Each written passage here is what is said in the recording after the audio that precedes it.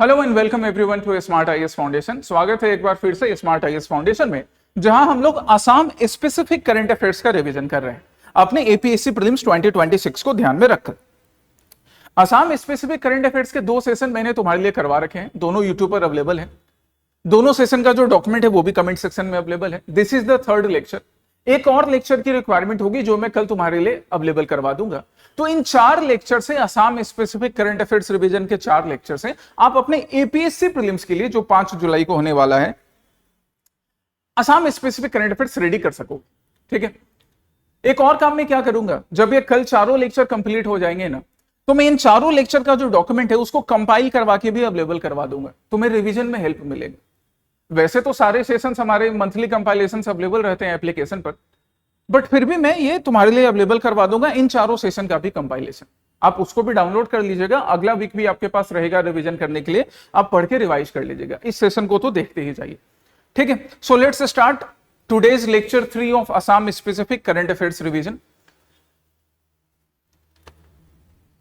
Coincidentally एक बड़ा संयोग है। अच्छा, आज का सेशन बनाने के लिए जब मैं पीपीटी अपना ओपन कर रहा था अपने फोल्डर में, अपने ड्राइव में, तो पहली पीपीटी कोइंसिडेंटली सितंबर की ओपन हुई। और ये उस समय की बात है, उस टाइम का था जब हम सब लोग दुखी थे, शोक मना रहे थे जुबिन दा के जाने के बाद। एक देखो, एक किसी शायर ने, किसी कवि ने एक लाइन लिखी थी जो मुझे अभी याद आ रही है कि चले जाएं अगर माली, चमन होता नहीं खाली, बहारें फिर भी आती हैं, बहारें फिर भी आएंगी। पर कुछ लोगों के चले जाने से ना वो गैप ना कभी फुलफिल नहीं होता है, वो बहारें फिर कभी नहीं भरती, चमन खाली रह जाता है, वो खालीपन रहता है। उनमें से एक थे जुबिन दा। इनके चले जाने से ना सिर्फ संगीत जगत में एक अपूर्णीय क्षति हुई, संगीत जगत के जो बाकी जितने भी कलाकार हैं और हम सब लोग जो उनके फैन हैं, हमारे लिए तो अपूर्णीय क्षति है ही, संगीत जगत को लेकर भी, और मानवता के लिए भी एक अपूर्णीय क्षति है। क्योंकि ये जो थे ना, इन्होंने ना सिर्फ संगीत में अपना योगदान दिया, बल्कि इन्होंने इंसानियत भी लोगों को सिखाया।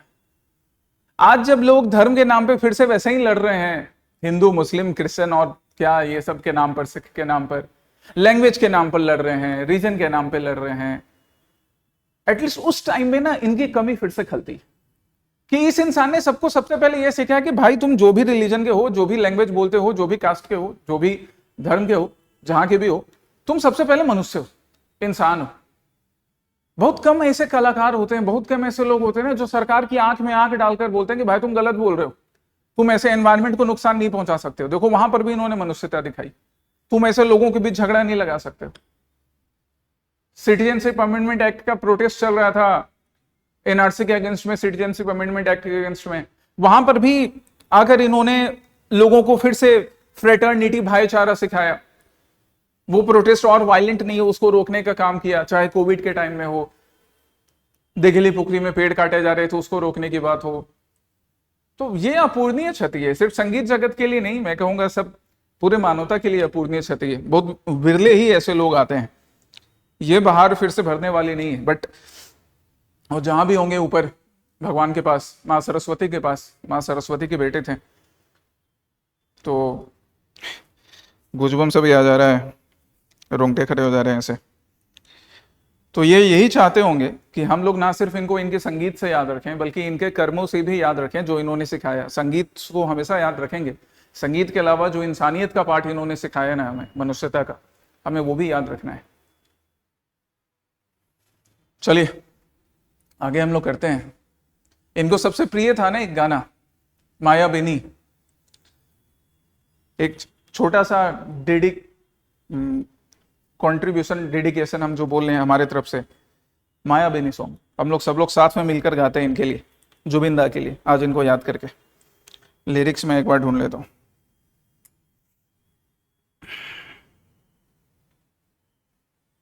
सब लोग साथ में गाएंगे।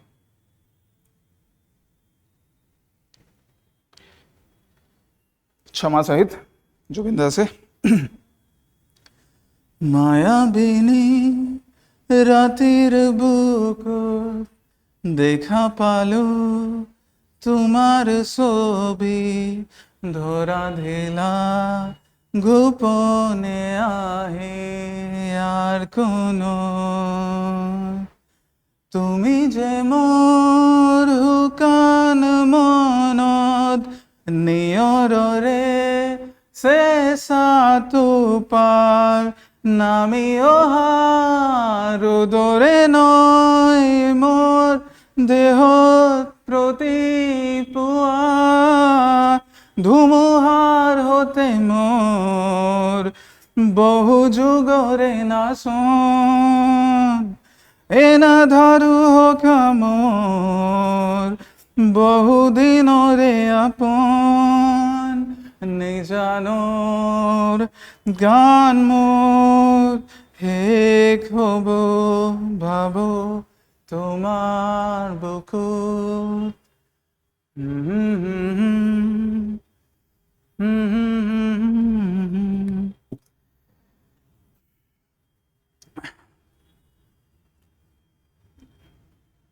माँ सरस्वती हमेशा इनको अपने दिल में स्थान दे, यही प्रार्थना है हमारी। चलिए, सो पहला टॉपिक हम स्टार्ट करेंगे सीलघाट कामाख्या से रिलेटेड। सीलघाट कामाख्या, कामाख्या टेम्पल यहाँ गुवाहाटी में है। हम एक और टेम्पल का मेंशन करेंगे, सीलघाट कामाख्या टेम्पल, है ना। सीलघाट कामाख्या टेम्पल पिछले साल ये न्यूज में था। कहां पर सीलघाट कामाख्या टेम्पल? यही पास में, गुवाहाटी के पास में, नगांव में सीलघाट कामाख्या टेम्पल, नगांव में, नगांव डिस्ट्रिक्ट। नगांव में कहा? यहाँ सीलघाट कालीबोर रीजन, सीलघाट कालीबोर रीजन। तो ये सब छोटी छोटी मगर इंपॉर्टेंट बातें हमें याद रखनी है। सीलघाट कामाख्या टेम्पल से रिलेटेड एक और चीज किया कि यहाँ पर एक और टेम्पल है जिसे हम त्रिशूलधारी टेम्पल बोलते हैं। भगवान शिव को, देवादिदेव महादेव को डेडिकेटेड। जुबिंदा महादेव के भी बड़े भक्त थे। देवादिदेव महादेव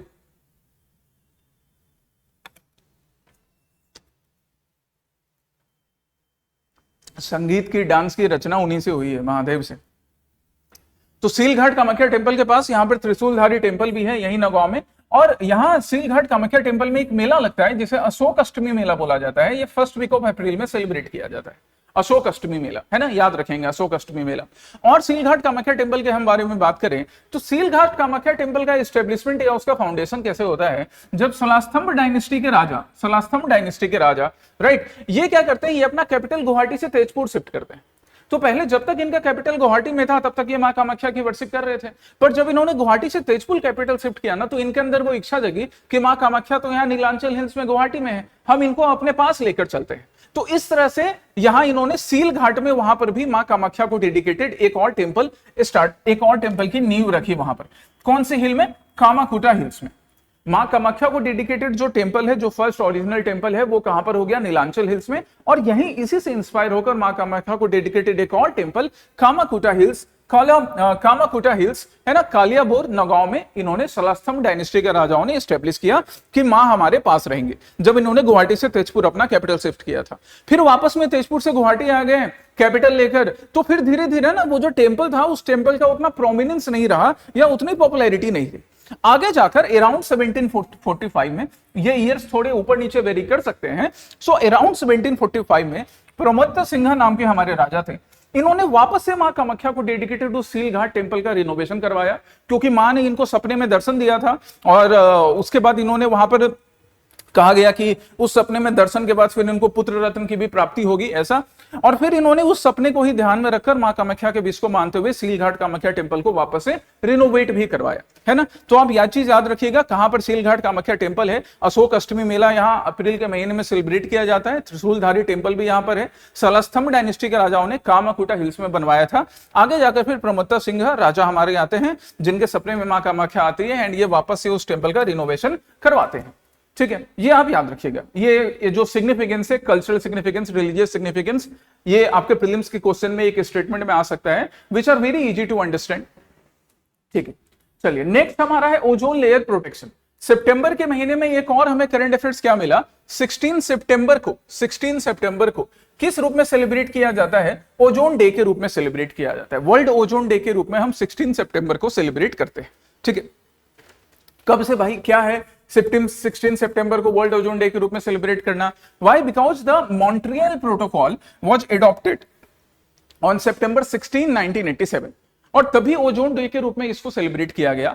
इस दिन ओजोन डे जब हम सेलिब्रेट करते हैं तो हम ओजोन लेयर को प्रोटेक्ट करने के लिए, उनको जिस भी चीज से हार्म हो सके, हम ओजोन लेयर को प्रोटेक्ट करने के लिए सरकारें और बाकी पब्लिक जो भी अपना एफर्ट्स डाल सकती है, वो एफर्ट्स या जो भी इनिशिएशंस लिया जा सकता है, उनको लेने का काम, वापस से याद दिलाने का काम किया जाता है। इसके मेंस में भी और साइंस एंड टेक्नोलॉजी में, यहां से मेंस में क्वेश्चन पूछे जा सकते हैं कि सरकार अभी क्या क्या कर सकती है। तुम प्रीलिम्स के लिए एटलीस्ट इतना याद रखना, 16 सितंबर एट ओजोन डे। और इस बार मतलब 2025 में, क्योंकि अभी 2026 का तो 16 सितंबर आया नहीं है, 2025 में क्या थीम था तुम मुझे जरा बताना। हिंट तुम्हारे पास है, बट तुम मुझे बताओगे कि ओजोन डे का थीम क्या था 2025 का। नेक्स्ट हमारा है धुलिया कल्चर के बारे में एक न्यूज था, क्राइसिस ऑफ धुलिया कल्चर। तो यहां से हम धुलिया कल्चर के बारे में पढ़ेंगे। यहां पर ये इमेज देखकर आपको एक आइडिया लग रहा होगा कि ये जो धुलिया कल्चर है ना कहीं आर्ट से रिलेटेड है। कैसा आर्ट? परफॉर्मिंग आर्ट, म्यूजिक से रिलेटेड है। ठीक है, धुलिया कल्चर अभी न्यूज में क्यों रहा पिछले साल? क्योंकि धुलिया कल्चर पे बेस्ड एक डॉक्यूमेंट्री मूवी को सम्मानित किया गया, वो भी हम देखेंगे। सो धुलिया कल्चर पे अब हम आते हैं, धुलिया कल्चर के बारे में जानते हैं। तो ये जो धुलिया कल्चर है, कहा जाता है कि इसकी शुरुआत स्पेशली डोरांग एंड नौलबारी रीजन में धुलिया कल्चर की शुरुआत होती है। इसके आसपास के रीजन में भी इसका ओरिजिन ट्रेस किया जा सकता है, which is a form of dance, drama, music, theatre, जहां पे आर्टिस्ट ग्रुप में आकर, है ना, ग्रुप में आकर आप कह लो तो एक टाइप से जो भी उनका वो फोक म्यूजिकल इंस्ट्रूमेंट होगा या फोक स्टोरीज होंगी, उसको परफॉर्म करने का काम करेंगे धुलिया कल्चर में। चलिए, और हम धुलिया कल्चर के बारे में पढ़ते हैं, कैसे कैसे ग्रो करता है। जैसे आप यहाँ पे एक आर्टिस्ट को देख सकते हो, हालांकि अभी अब धुलिया कल्चर को वापस से रिवाइव करने की जरूरत है, इसलिए न्यूज़पेपर के आर्टिकल में था धुलिया कल्चर, जो कि अब डिमिनिश हो रहा है, धुलिया कल्चर जिसको रिवाइवल की जरूरत है ना। आर्टिकल कैसे लिखा गया? The crisis of Dhulia culture, कि इसको वापस से रिवाइव करने की जरूरत है, आर्टिस्ट को मॉनिटरी और बाकी सपोर्ट देने का भी। धुलिया कल्चर अब सिंस फोक ड्रामा, फोक कल्चर को रिप्रेजेंट किया जाता है, तो ड्रम बजाना, singing, dancing, acrobatic skills show करना, ये सारी चीजें दिखाई जाती है। इवन धुलिया कल्चर का जो रूट है ना, वो वैदिक इरा से भी ट्रेस किया जाता है। दैट इवन इन वैदिक इरा, during the Vedic era, this artist who used to perform on folk culture, folk stories, ये धुलिया के नाम से जाने जाते थे। वैदिक इरा में भी इसका ओरिजिन माना जाता है, बहुत पहले, काफी पहले। हालांकि वो फिर डिबेटेबल हो जाता है कि एग्जैक्टली यही था या कोई दूसरा और सिस्टम था। तो वैदिक इरा में भी है, फोक बेस्ड ऐसे परफॉर्मेंस देने का काम करते हैं। अब हम जरा बात करें कि हम प्रेजेंट में धुलिया कल्चर की डिस्कशन क्यों कर रहे थे, क्या था प्रेजेंट में धुलिया कल्चर। तो प्रेजेंट में धुलिया कल्चर इस वजह से न्यूज में रहा क्योंकि एक डॉक्यूमेंट्री थी जिसका नाम था Dhulia culture of old Kamrup. इसको बेस्ट डॉक्यूमेंट्री अवार्ड मिला, है ना, याद रखेंगे, Dhulia culture of old Kamrup, इसको बेस्ट डॉक्यूमेंट्री अवार्ड मिला। कहां पर? ISFFA नाम के सेलिब्रेशन में। क्या है ISFFA? It was the 7th edition of India international star film festival awards, Kolkata. तो कोलकाता में ये ISFFA नाम का फंक्शन होता है, जहां पर Dhulia culture of old Kamrup जो डॉक्यूमेंट्री थी उसको बेस्ट डॉक्यूमेंट्री का अवार्ड मिला, और इससे एक बार फिर से धुलिया कल्चर न्यूज में आ गया। कभी श्रीमंत शंकर देव जी के प्रयासों से भी धुलिया कल्चर काफी ग्रो हुआ था, क्योंकि श्रीमंत शंकर देव जी के प्रयास से जब भक्ति यहां पर प्रोमोट हुई, तो जो धुलिया आर्टिस्ट थे जो पहले से एग्जिस्ट कर रहे थे, वो भी इस भक्ति मूवमेंट का पार्ट बन गए।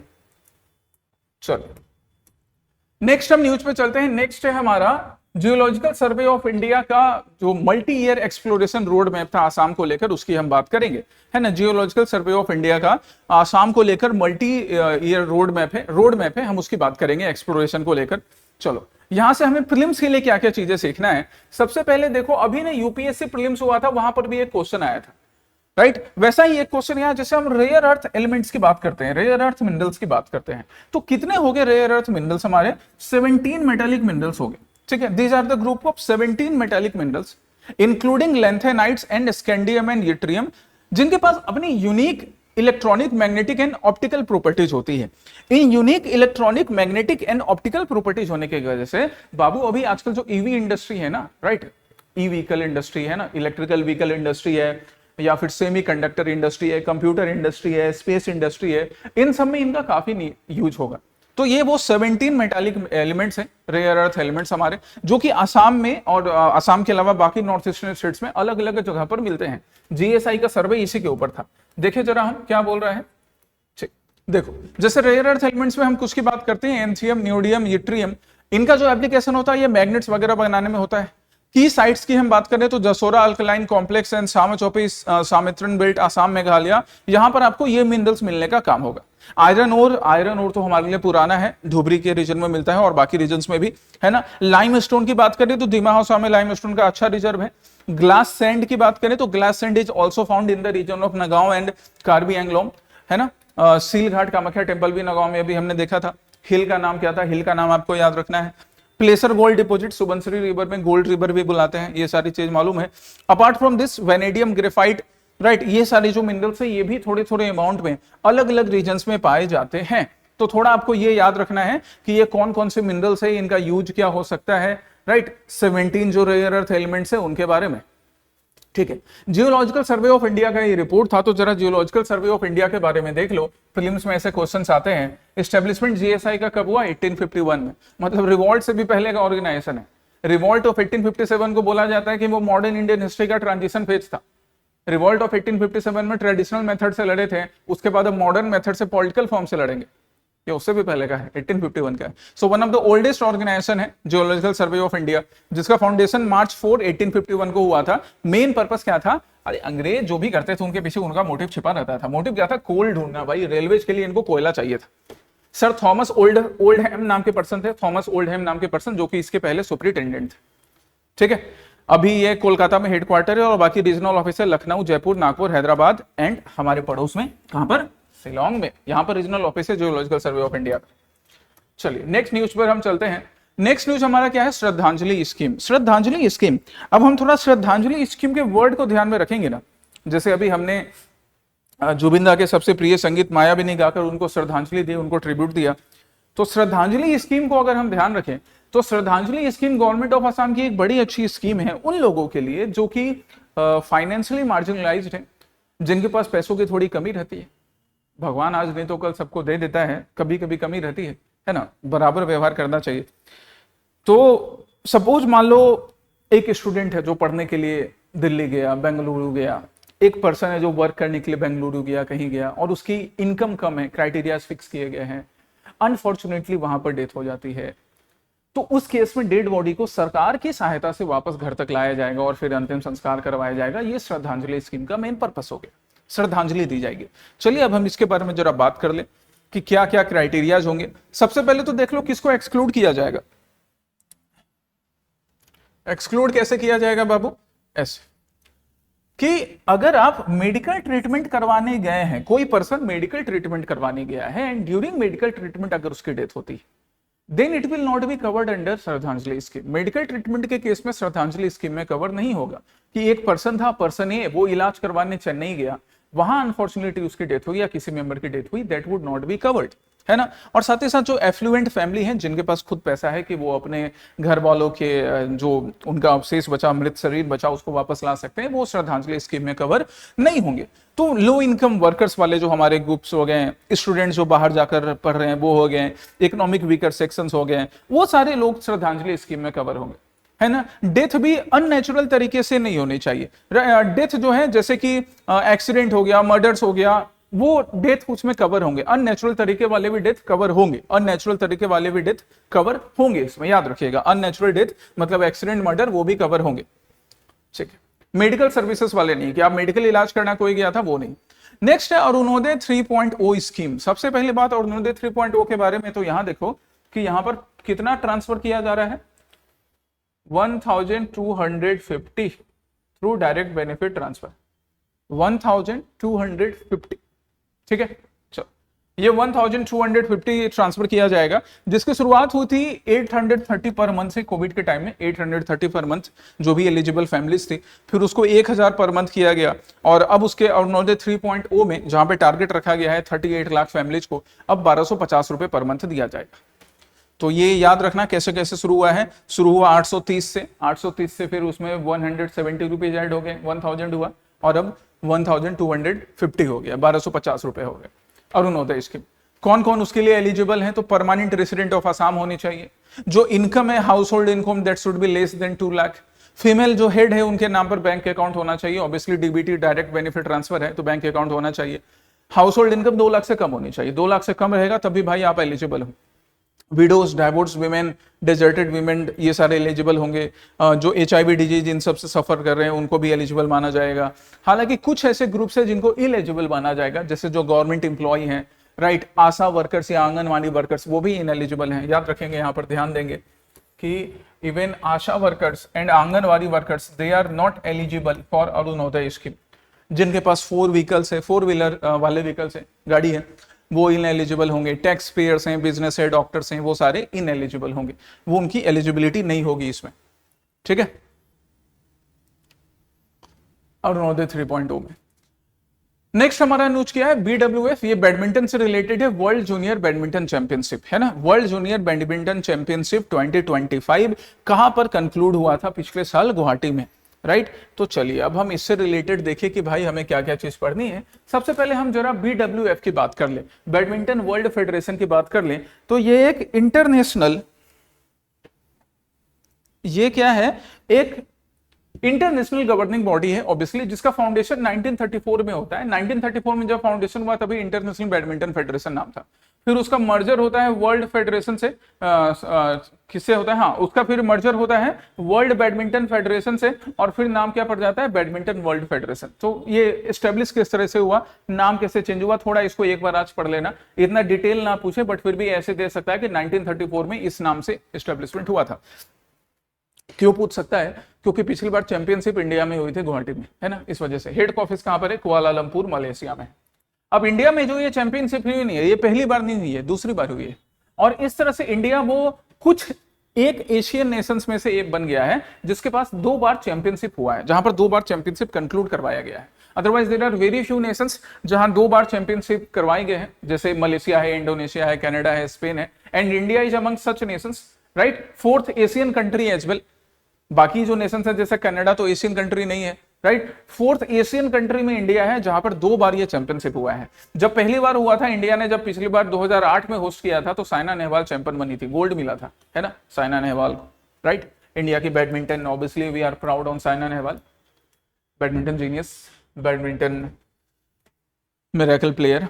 इस बार जो रिसेंट अपडेट हुआ ना, रिसेंट अपडेट बोल रहे हैं, जो रिसेंट पिछले साल जो बैडमिंटन चैंपियनशिप हुआ, वहां पे आपको देखो ये चीज याद रखना है कि first ever medal in the mixed team event, जो मिक्स्ड टीम इवेंट है, मिक्स्ड टीम इवेंट बैडमिंटन को लेकर, उसमें पहली बार इंडिया ने मेडल सिक्योर किया। कौन सा मेडल सिक्योर किया? ब्रॉन्ज मेडल सिक्योर किया, क्योंकि हम इंडोनेशिया से हार गए थे, राइट, सेमीफाइनल्स में। ठीक है, कोई बात नहीं, अगली बार फिर प्रयास किया जाएगा। तो ब्रॉन्ज मेडल पहली बार ब्रॉन्ज मेडल टीम इवेंट में, मिक्स टीम इवेंट में सिक्योर किया गया है। That you need to remember, है ना, मिक्स टीम इवेंट में पहली बार ब्रॉन्ज मेडल सिक्योर किया गया। ठीक, नेक्स्ट है हमारा असम सत्र प्रिजर्वेशन एंड डेवलपमेंट, असम सत्र preservation and development commission bill 2025। ये मेंस के लिए भी बहुत इंपॉर्टेंट होगा, GS paper 1 and GS paper 5 के लिए। बट आज हम प्रीलिम्स के लिए देखते हैं कि असम सत्र प्रिजर्वेशन एंड डेवलपमेंट बिल 2025 से प्रीलिम्स में हमें क्या क्या पूछना है, प्रीलिम्स में हमें क्या क्या पढ़ना है। तो ठीक है, ये बिल हो गया। इस बिल का पर्पस क्या है? बिल के ही अगर हम वर्डिंग्स को देखें तो जो सतराज है उनको प्रिजर्व करना, वहां पर किसी भी टाइप का इंक्रोचमेंट किसी भी पर्सन के द्वारा या किसी भी कम्युनिटी के द्वारा या इवन सरकारी लैंड का भी गलती से इंक्रोचमेंट वहां पर सतराज में ना हो, उनको प्रमोट करना, ये हमारा पर्पस रहेगा। ठीक है, चलिए, ये तो हमारा पर्पस हो गया।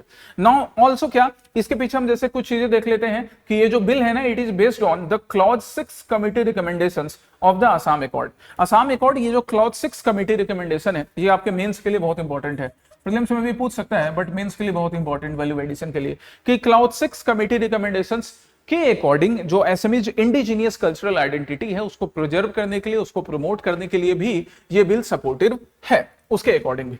यहां पर और क्या की प्रोविजन है जहां से क्वेश्चंस पूछे जा सकते हैं कि यहां पर ना एक कमेटी बनेगी, जिस कमेटी के जो चेयरपर्सन होंगे वो रिटायर्ड हाईकोर्ट जज होंगे।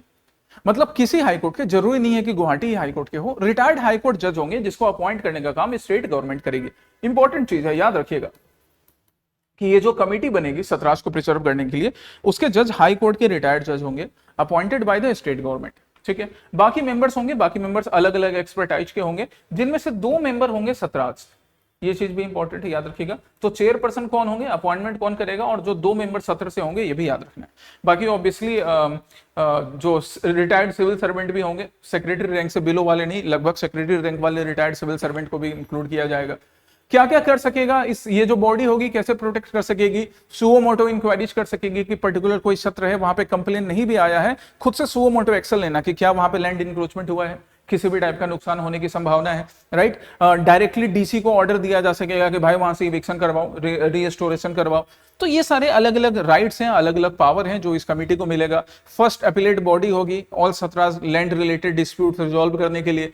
कल्चरल इकोनॉमिक प्रोमोशन हो सकेगा, डेडिकेटेड फंड का बेहतर यूज हो सकेगा, ये सारे इसके मेन पर्पस है। नेक्स्ट है हमारा CM flight scheme. CM flight scheme is related to the skill enhancement of the youth in Assam, right, skill enhancement के लिए। और स्पेशली कैसा स्किल इनहेंसमेंट के लिए, जहां पे स्टूडेंट्स को कौन से लैंग्वेज की ट्रेनिंग दी जाएगी, जापानीज लैंग्वेज की ट्रेनिंग दी जाएगी। उसके लिए 3 पार्टनर्स भी थे, इनका नाम भी देख लीजिए एक बार। Asian one company limited, Jessex venture LLP and Meiko career partners company limited.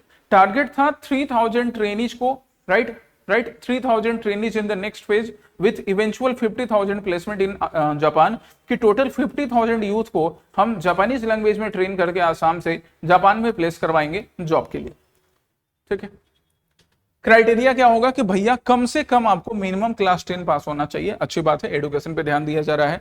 Preferred होंगे क्लास 12 और ग्रेजुएट वाले, बट मिनिमम क्लास 10 वाले को भी, जो क्लास 10 पास है किसी वजह से पढ़ाई कंटिन्यू नहीं कर पाए, वो एलिजिबल रहेंगे। 45 साल से कम उनका एज होना चाहिए।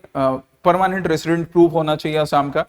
जापानीज लैंग्वेज का कोई प्रायर एक्सपीरियंस नहीं चाहिए, क्योंकि जब प्रायर एक्सपीरियंस मांग ही लेंगे तो जिसको पहले से नहीं आता बच्चा को, वो क्या करेगा। ठीक है, चलो नेक्स्ट है हमारा, हम किन के बारे में पढ़ेंगे। अच्छा, ये बड़ी अच्छी बात है, हम किन के बारे में पढ़ रहे हैं, किंथुप के बारे में पढ़ रहे हैं, जिन्होंने ब्रह्मपुत्रा रिवर और जो सांगपो रिवर, ब्रह्मपुत्रा रिवर की हिस्ट्री है ना, उसको जोड़ने का काम किया।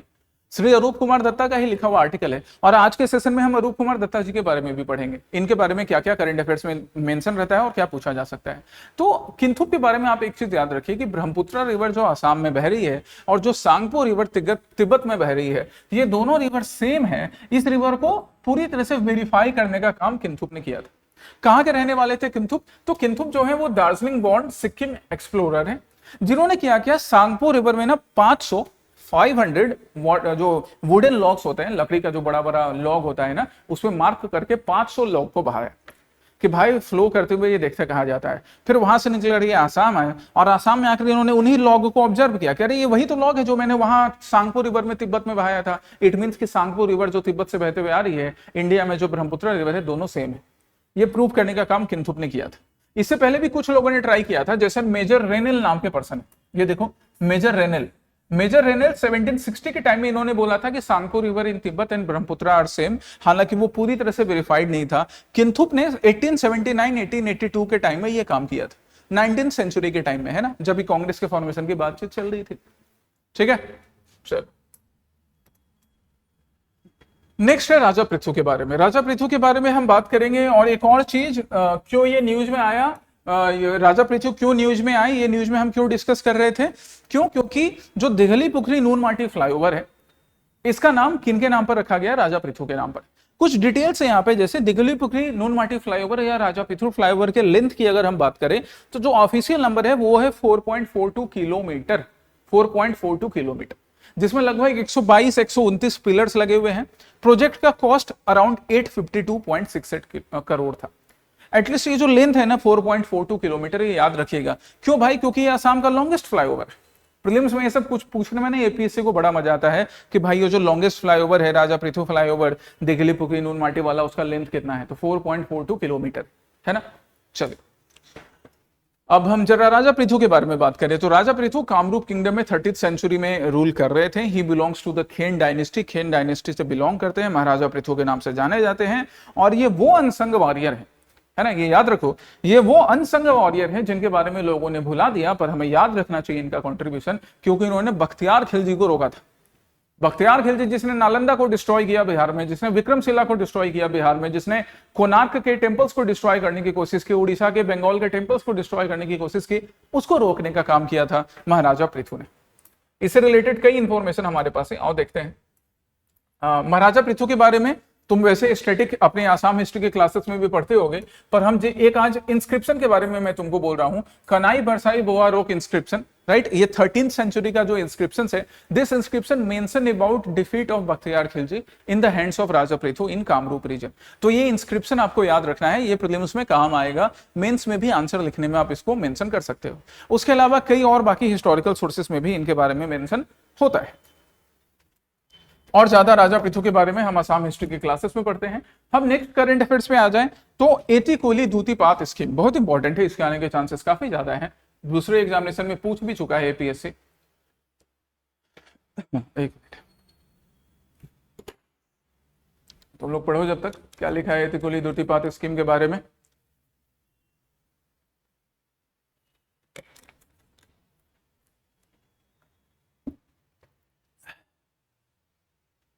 नाउ एथिकोली दूतीपात स्कीम से आपको एक चीज तो समझ में आ गया होगा कि ये जो स्कीम है, this scheme is dedicated to improve the life status, to improve the opportunity of livelihood for tea garden workers, है ना, उनके जिंदगी में बेहतरी के लिए, उनके लाइवलीहुड अपॉर्चुनिटी को और बेहतर बनाने के लिए लाया गया है, जिसमें 5,000 रुपए का सपोर्ट 7 लाख श्रमिक को मिलेगा।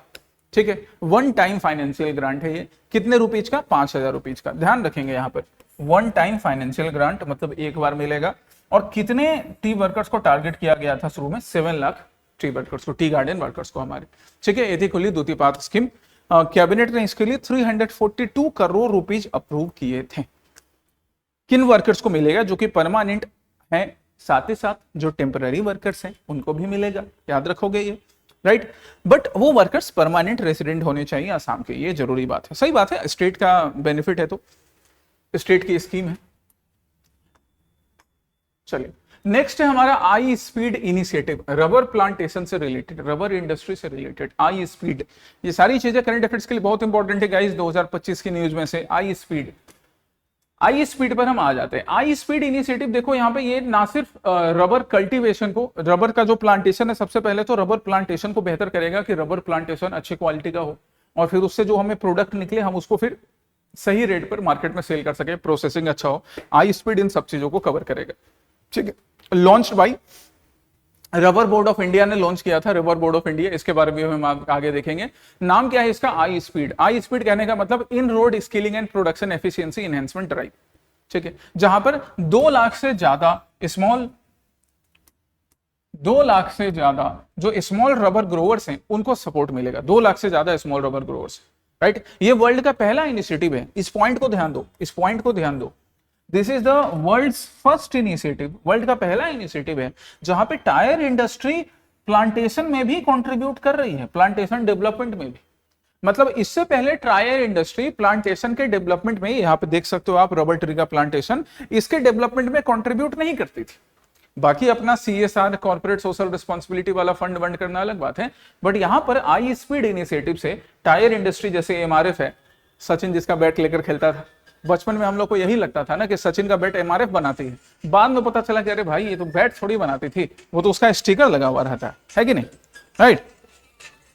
चलिए, तो ये tyre industry, Apollo tyres, JK tyres, MRF, ये सारे यहाँ पर ना रबर प्लांटेशन भी करेंगे, रबर प्लांटेशन को भी सपोर्ट करेंगे। वर्ल्ड का पहला इनिशिएटिव। ये सारी चीजें प्रीलिम्स के लिए इंपॉर्टेंट है। प्रोजेक्ट इन रोड की हम बात करेंगे, जो प्रोजेक्ट इन रोड है, तो प्रोजेक्ट इन रोड, इसको हम Indian natural rubber operations for assisted development भी बुला सकते हैं। 2 लाख से ज्यादा नेचुरल रबर प्लांटेशंस को सपोर्ट किया जाएगा, specially north east and west Bengal वाले रीजन में। इसका ड्यूरेशन रखा गया है प्रोजेक्ट का 2021 से 26 का। पब्लिक प्राइवेट पार्टनरशिप है, अभी आपने वहां पे JRF और MRF टायर्स का नाम देखा ही, तो पब्लिक प्राइवेट पार्टनरशिप है, ये हमें दिख रहा है। रबर बोर्ड की बात करें, देखो रबर बोर्ड के बारे में सबसे इंपॉर्टेंट चीज, पहली बात तो क्या याद रखना है कि ये स्टैट्यूटरी ऑर्गेनाइजेशन है। Which kind of organisation? Statutory organisation. ये स्टैट्यूटरी, ऑटोनॉमस, कॉन्स्टिट्यूशनल, ऐसे बॉडी पूछ के दिमाग का दही कर देता है प्रीलिम्स में, UPSC, APSC, BPSC, ये सब। कौन से मिनिस्ट्री के अंदर काम करेगा? Ministry of commerce and industry के अंदर काम करता है। रबर इंडस्ट्री को हर तरीके से जो सपोर्ट मिलना चाहिए, रबर बोर्ड वो सपोर्ट देने का काम करता है। फॉर्मेशन कब हुआ था? देखो ईयर का नाम क्या है? 1947, जब हमको आजादी मिली थी तभी फॉर्मेशन हुआ। ठीक है, इसका पोटेंशियल क्या होगा? जैसे हम आसाम में अगर देखो रबर पोटेंशियल की बात करें, तो Assam and north east have good ideal condition. ये दर्जा देख लीजिए, यहाँ पे ज्योग्राफी के लिहाज से क्वेश्चन बन सकता है कि रबर के कल्टीवेशन के लिए हमको टेम्परेचर रेंज जो चाहिए 20 से 35 डिग्री सेंटीग्रेड तक, ये आसाम नॉर्थ ईस्ट में मिल जाता है। और जो रेनफॉल चाहिए वो 15 से 1500 टू 3000 मिलीमीटर तक ये भी आपको मिल जाता है। So due to this climatic conditions, due to this favourable conditions, the cultivation of rubber can be good in Assam and in other parts of north east, है ना। ये याद रखिएगा ज्योग्राफी के लिए। रेनफॉल 1500 से 3000 मिलीमीटर और जो टेम्परेचर है वो 20 से 35 डिग्री सेंटीग्रेड, ठीक है। ये सारी चीजें करंट अफेयर से ध्यान में रखनी है। नेक्स्ट हम बात करेंगे श्री जोगेश दास की, जो कि असमीज लिटरेचर के टॉर्च बीरर के रूप में इन्होंने काम किया था। टॉर्च बीरर के रूप में मतलब इन्होंने असमीज लिटरेचर को एक नई डायरेक्शन, एक नई दिशा दिखाई थी अपने प्रयासों से। हम आज इनके बारे में पढ़ते हैं, करंट में इनके बारे में क्या मेंशन था, ठीक है। तो जोगेश दास जी की हम बात करें तो इनका जन्म होता है 1927 में। 1927 में इंडिया में और एक क्या बात हुई थी, साइमन कमीशन का अपॉइंटमेंट होता है। नहीं, साइमन कमीशन 1927 में अपॉइंटमेंट होता है। कब होता है बाबू? नवंबर 1927 में। और फिर साइमन कमीशन का अपोज किया जाएगा। कांग्रेस इसके लिए एक सेशन करती है। कहां पे सेशन करती है? मद्रास में सेशन करती है। और मद्रास सेशन के कांग्रेस के प्रेसिडेंट कौन थे, तुम बताओगे? मद्रास सेशन में कांग्रेस के प्रेसिडेंट कौन थे? ऐसे कनेक्ट करते रहना चाहिए, है ना, जहां पर भी डेट मिले रिलेटेबल। आजकल वो हॉर्लिक्स वाला आता है ना, हॉर्लिक्स पी के एक बच्चा आता है, वो देखते जाता है कि वहां पे वो लिखा है, कनेक्ट कर रहे हैं। तो हमने हॉर्लिक्स बॉर्नविटा पिया चाहे नहीं पिया, कनेक्ट हमको भी करना चाहिए। लास्ट मिनट पे ये करंट अफेयर्स रिवीजन वैसे भी तुम्हारे लिए हॉर्लिक्स बॉर्नविटा ही तरह के तरह है कि पहले से तुमने जो पढ़ाई की थी हम उसको और बेहतर बना लेते हैं, और जो पहले से नहीं कर पाए थे वो कम से कम यहाँ रिवाइज कर ले, है कि नहीं। तो 1927 में इनका भी जन्म होता है। मद्रास सेशन के प्रेसिडेंट कौन थे तुम मेरे को बताओगे, ठीक है। 1927 में इनका जन्म होता है हंसारा टी एस्टेट दुमदुमा वाले रीजन में, है ना, श्री सूर्यकांत दास एंड चिंतामणि दास के घर में। बचपन से ही इन्होंने सिंप्लिसिटी डिसिप्लिन देखा था टी वर्कर्स के बीच में, और वो सिंप्लिसिटी डिसिप्लिन इनके भी लाइफ में था। फिर उन्होंने कॉटन कॉलेज से अपनी पढ़ाई की, गुवाहाटी यूनिवर्सिटी से कॉटन कॉलेज से अपनी पढ़ाई करके आगे बढ़े। अब हम इनके कॉन्ट्रीब्यूशन की बात करते हैं। तो देखो इनका कॉन्ट्रीब्यूशन क्या, इनका कॉन्ट्रीब्यूशन नॉवेल्स में, शॉर्ट स्टोरीज में, इन सब में। जैसे एक बड़ा फेमस नॉवेल है दाऊर अरुनाई, है ना, जो कि एक्चुअली में जो साइकोलॉजिकल डेप्थ चाहिए होता था उसको शोकेस करने का काम किया। शॉर्ट स्टोरीज हैं जो कि जो कॉन्फ्लिक्ट्स चल रही थी, सोशल इनजस्टिस लोगों के साथ हो रहा था, उसको शोकेस करने का काम किया। इंग्लिश वर्क भी हैं जो कि कंसिडर किया जाता है असमीज फोक ट्रेडिशन का एक बड़ा इंपॉर्टेंट वर्क इंग्लिश में। तो ये सब इनके फेमस वर्क हैं। आप स्पेशली इन वर्क्स का नाम आपको याद रखना है कि इन वर्क्स का नाम किस राइटर से रिलेटेड है ना, किन से रिलेटेड है? श्री जोगेश दास से रिलेटेड, ठीक है, याद रखिएगा आप। चलो और देखिए इनके बारे में, तो इनका संबंध आसाम साहित्य सभा से भी है, राइट। इनके पास मेंबरशिप भी थी और फिर लीडरशिप भी थी, राइट। एक्टिवली इन्होंने साहित्य सभा में काम किया। गुवाहाटी शाखा साहित्य सभा में भी इन्होंने इंपॉर्टेंट कंट्रीब्यूशन दिया है। He became the vice president and president of Assam साहित्य सभा। ये भी साहित्य अकेडमी एडवाइजरी बोर्ड में भी इन्होंने अपना कंट्रीब्यूशन दिया। इसका मतलब कि ये अपनी तरफ से कंट्रीब्यूशन तो दे ही रहे थे लिटरेचर के फॉर्म में, साथ ही साथ जो बॉडीज लिटरेचर को और ज्यादा प्रमोट करने के लिए, असमीज लिटरेचर को और असमीज ऑथर को प्रमोट करने के लिए बनी थी, जैसे आसाम साहित्य सभा वगैरह में भी इन्होंने अपना अच्छा खासा योगदान दिया। नेक्स्ट हमारा करंट अफेयर्स क्या है? नेक्स्ट है हमारा अंकिता एंड अंकुर के बारे में। अब अंकिता एंड अंकुर तुम लोगों का नाम हो सकता है कि एक एस्पिरेंट है उसका नाम अंकिता है और दूसरे का नाम अंकुर है, लेकिन तुम दोनों एस्पिरेंट के नाम पे आज एक करंट अफेयर्स है बाबू। क्या है करंट अफेयर्स अंकिता एंड अंकुर के बारे में? तो देखिए ये है अंकिता। अब हम अंकिता के बारे में पढ़ते हैं कि अंकिता क्या है। तो ऑनरेबल सीएम ने अनाउंस क्या किया, अंकिता इंडिया की पहली AI powered virtual news presenter. तो अंकिता क्या करेगी, जैसे पहले होता था ना डीडी नेशनल में एक आती थी न्यूज रीडर और बोलती थी कि नमस्कार आपका स्वागत है डीडी नेशनल पे, और फिर न्यूज पढ़ने का काम करती थी बड़े अच्छे से काम कंपोज्ड मैनर में। आजकल तो जो लोग न्यूज पढ़ते हैं वो तो बाबू कैसे बोलते हैं क्या ही बोले, लेकिन कुछ बोल नहीं सकते, वो मानहानि का केस वेस हो जाता है, ठीक है। तो नाम मैंने किसी का नहीं लिया। तो ये अंकिता उसी तरह से सभ्य तरीके से क्या करेगी, न्यूज रीड करने का काम करेगी, लोगों को न्यूज पढ़कर सुनाएगी, है ना। एआई पावर्ड है अंकिता, अलग अलग लैंग्वेजेस में, इंग्लिश के साथ साथ जो और भी जो असमीज लैंग्वेज है उसमें भी न्यूज प्रेजेंट करने का काम करेगी, चाहे वो कैबिनेट डिसीजन हो, चाहे वो अर्बन रूरल गैप को कम करने की बात हो, क्योंकि न्यूज अपडेट असमीज में मिलेंगे, राइट। जो कुछ भी नए नए अपडेट्स होंगे आसाम में वो अंकिता प्रेजेंट करने का काम करेगी। सो अंकिता हमारी होगी एआई पावर्ड न्यूज रिपोर्टर। और अंकुर हमारा क्या हो गया, अंकुर उनका बड़ा भाई हो गया, है ना, क्योंकि ऑनरेबल सीएम क्या बोल रहे हैं कि अंकुर बड़ा भाई है, दादा है, अंकुर दादा है। अंकुर बड़ा भाई क्या करेगा, ये ना स्टेट वेलफेयर स्कीम्स को और उसके बेनिफिट्स को एक्सप्लेन करेगा। अंकुर बोलेगा कि अंकिता तुम न्यूज रिपोर्ट करने का काम करो और मैं क्या करूंगा, जो वेलफेयर स्कीम्स है मैं उनको अच्छे तरीके से एक्सप्लेन करूंगा, लोगों को समझाऊंगा कि इस वेलफेयर स्कीम का क्या फायदा है, कैसे तुमको इसका बेनिफिट मिल सकता है, ठीक है। ये हमारा हो गया अंकुर का काम। तो अंकिता एंड अंकुर दोनों मतलब एआई के सपोर्ट से गवर्नेंस को लोगों के पास और ज्यादा लेकर जाया जा सकेगा। नेक्स्ट हम पढ़ेंगे देशभक्त तरुण राम फुकॉन के बारे में। देशभक्त इंसान, एक इंसान के लिए उनकी जिंदगी में सबसे बड़ा एक अचीवमेंट होता है कि उनके नाम में, खुद हर लोग बोलते हैं ना कि हम भी देशभक्त हैं, बट अगर किसी के नाम में ही देशभक्त टाइटल लग जाए तो सोचो उस इंसान की मतलब क्या अचीवमेंट रही होगी, है ना। देशभक्त टाइटल जैसे लगा, जैसे महात्मा टाइटल लगा, शहीद लगा, तो ये अपने आप में बड़ी बात है। हम तरुण राम फुकॉन जी के बारे में बात करें, इनको देशभक्त के टाइटल से भी बुलाया जाता है। इवन आप एक चीज याद रखिए, आगे उनके बारे में हम पढ़ेंगे, पर ये याद रखिए 28 जुलाई आने वाला है ना बाबू, तुम्हारा एग्जाम कब है? 5 जुलाई को, और 28 जुलाई जो आगे आएगा, तो 28 जुलाई जो कि श्री तरुण राम फुकॉन जी की डेथ एनिवर्सरी है, राइट, उसको किस रूप में सेलिब्रेट किया जाता है? देशभक्ति दिवस के रूप में सेलिब्रेट किया जाता है। याद रखिएगा 28 जुलाई द डेथ एनिवर्सरी ऑफ स्वर्गीय तरुण राम फुकॉन इज सेलिब्रेटेड एज देशभक्ति दिवस, इज ऑब्जर्व्ड एज देशभक्ति दिवस, इनके ही ऑनर में, है ना। ये वो लोग हैं जिनकी मृत्यु होने के बाद भी ये लोगों के दिल में जिंदा रहते हैं, इसलिए हम लोग इस रूप में इसको सेलिब्रेट करते हैं, ऑब्जर्व करते हैं। ठीक है, अब हम इनके बारे में पढ़ते हैं, तो इनके बारे में हम आगे देखते हैं। इनका जन्म 1877 में होता है। अर्ली लॉ कॉलेज से पढ़ाई करने के बाद आगे इन्होंने फिर क्या किया, जैसे आसाम एसोसिएशन जो है उसके मेंबर है 1920 में, Assam branch of Indian national Congress 1921 में, यहाँ पर भी इन्होंने एक बड़ा अच्छा इंपॉर्टेंट रोल प्ले किया, इनको को फाउंडर बोला जाता है, और फिर आगे जाके ये उसके प्रेसिडेंट भी बनते हैं, Assam branch of Indian national Congress के प्रेसिडेंट भी बनते हैं, है ना। नॉन कॉपरेशन मूवमेंट जो इस टाइम में देश में चल गया 1920-22 के टाइम में, वहां पर भी इन्होंने अपना इंपॉर्टेंट रोल प्ले किया।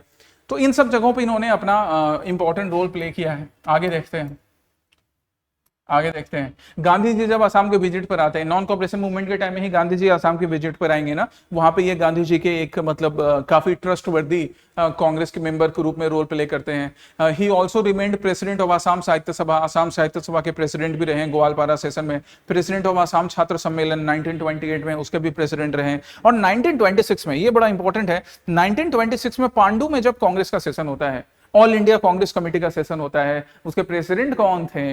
एक काम करोगे तुम मेरे को सिर्फ 1926 नहीं, तुम मेरे को 1924, 1925 और 1926 तीनों का तुम मुझे प्रेसिडेंट लिस्ट बताओगे, कौन कौन प्रेसिडेंट है। तो वहां पर भी इन्होंने बड़ा अच्छा इंपॉर्टेंट रोल प्ले किया, and he was the chairman of the reception committee. तो देशभक्त Tarun Ram Phukan was the chairman of the reception committee of 1926 Congress session, ठीक है। और प्रेसिडेंट का नाम मुझे 24, 25, 26 तीनों का चाहिए, क्योंकि तीनों सेशन के जो प्रेसिडेंट है बड़े इंपॉर्टेंट। फिर हम बात करेंगे first ever grassland bird census के बारे में, जो कि काजीरंगा में हुआ। इसके बारे में प्रधानमंत्री नरेंद्र मोदी ने भी, आदरणीय प्रधानमंत्री श्री नरेंद्र मोदी ने भी तारीफ की कि पहला ऐसा बर्ड सेंसस हो पाया, ग्रासलैंड बर्ड सेंसस। पढ़ते हैं इसके बारे में।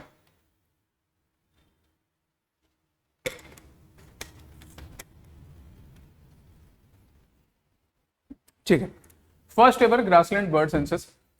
चलिए, ये इंडिया का पहला डेडिकेटेड सेंसस है ग्रासलैंड बर्ड्स के, इंडिया का पहला डेडिकेटेड बर्ड सेंसस है ना, इंडिया का पहला है डेडिकेटेड बर्ड सेंसस। कौन सा बर्ड है ऐसे? जो लोग बर्ड वॉचर्स हैं वो बता सकते हैं कौन सा बर्ड है, देख के बताओ।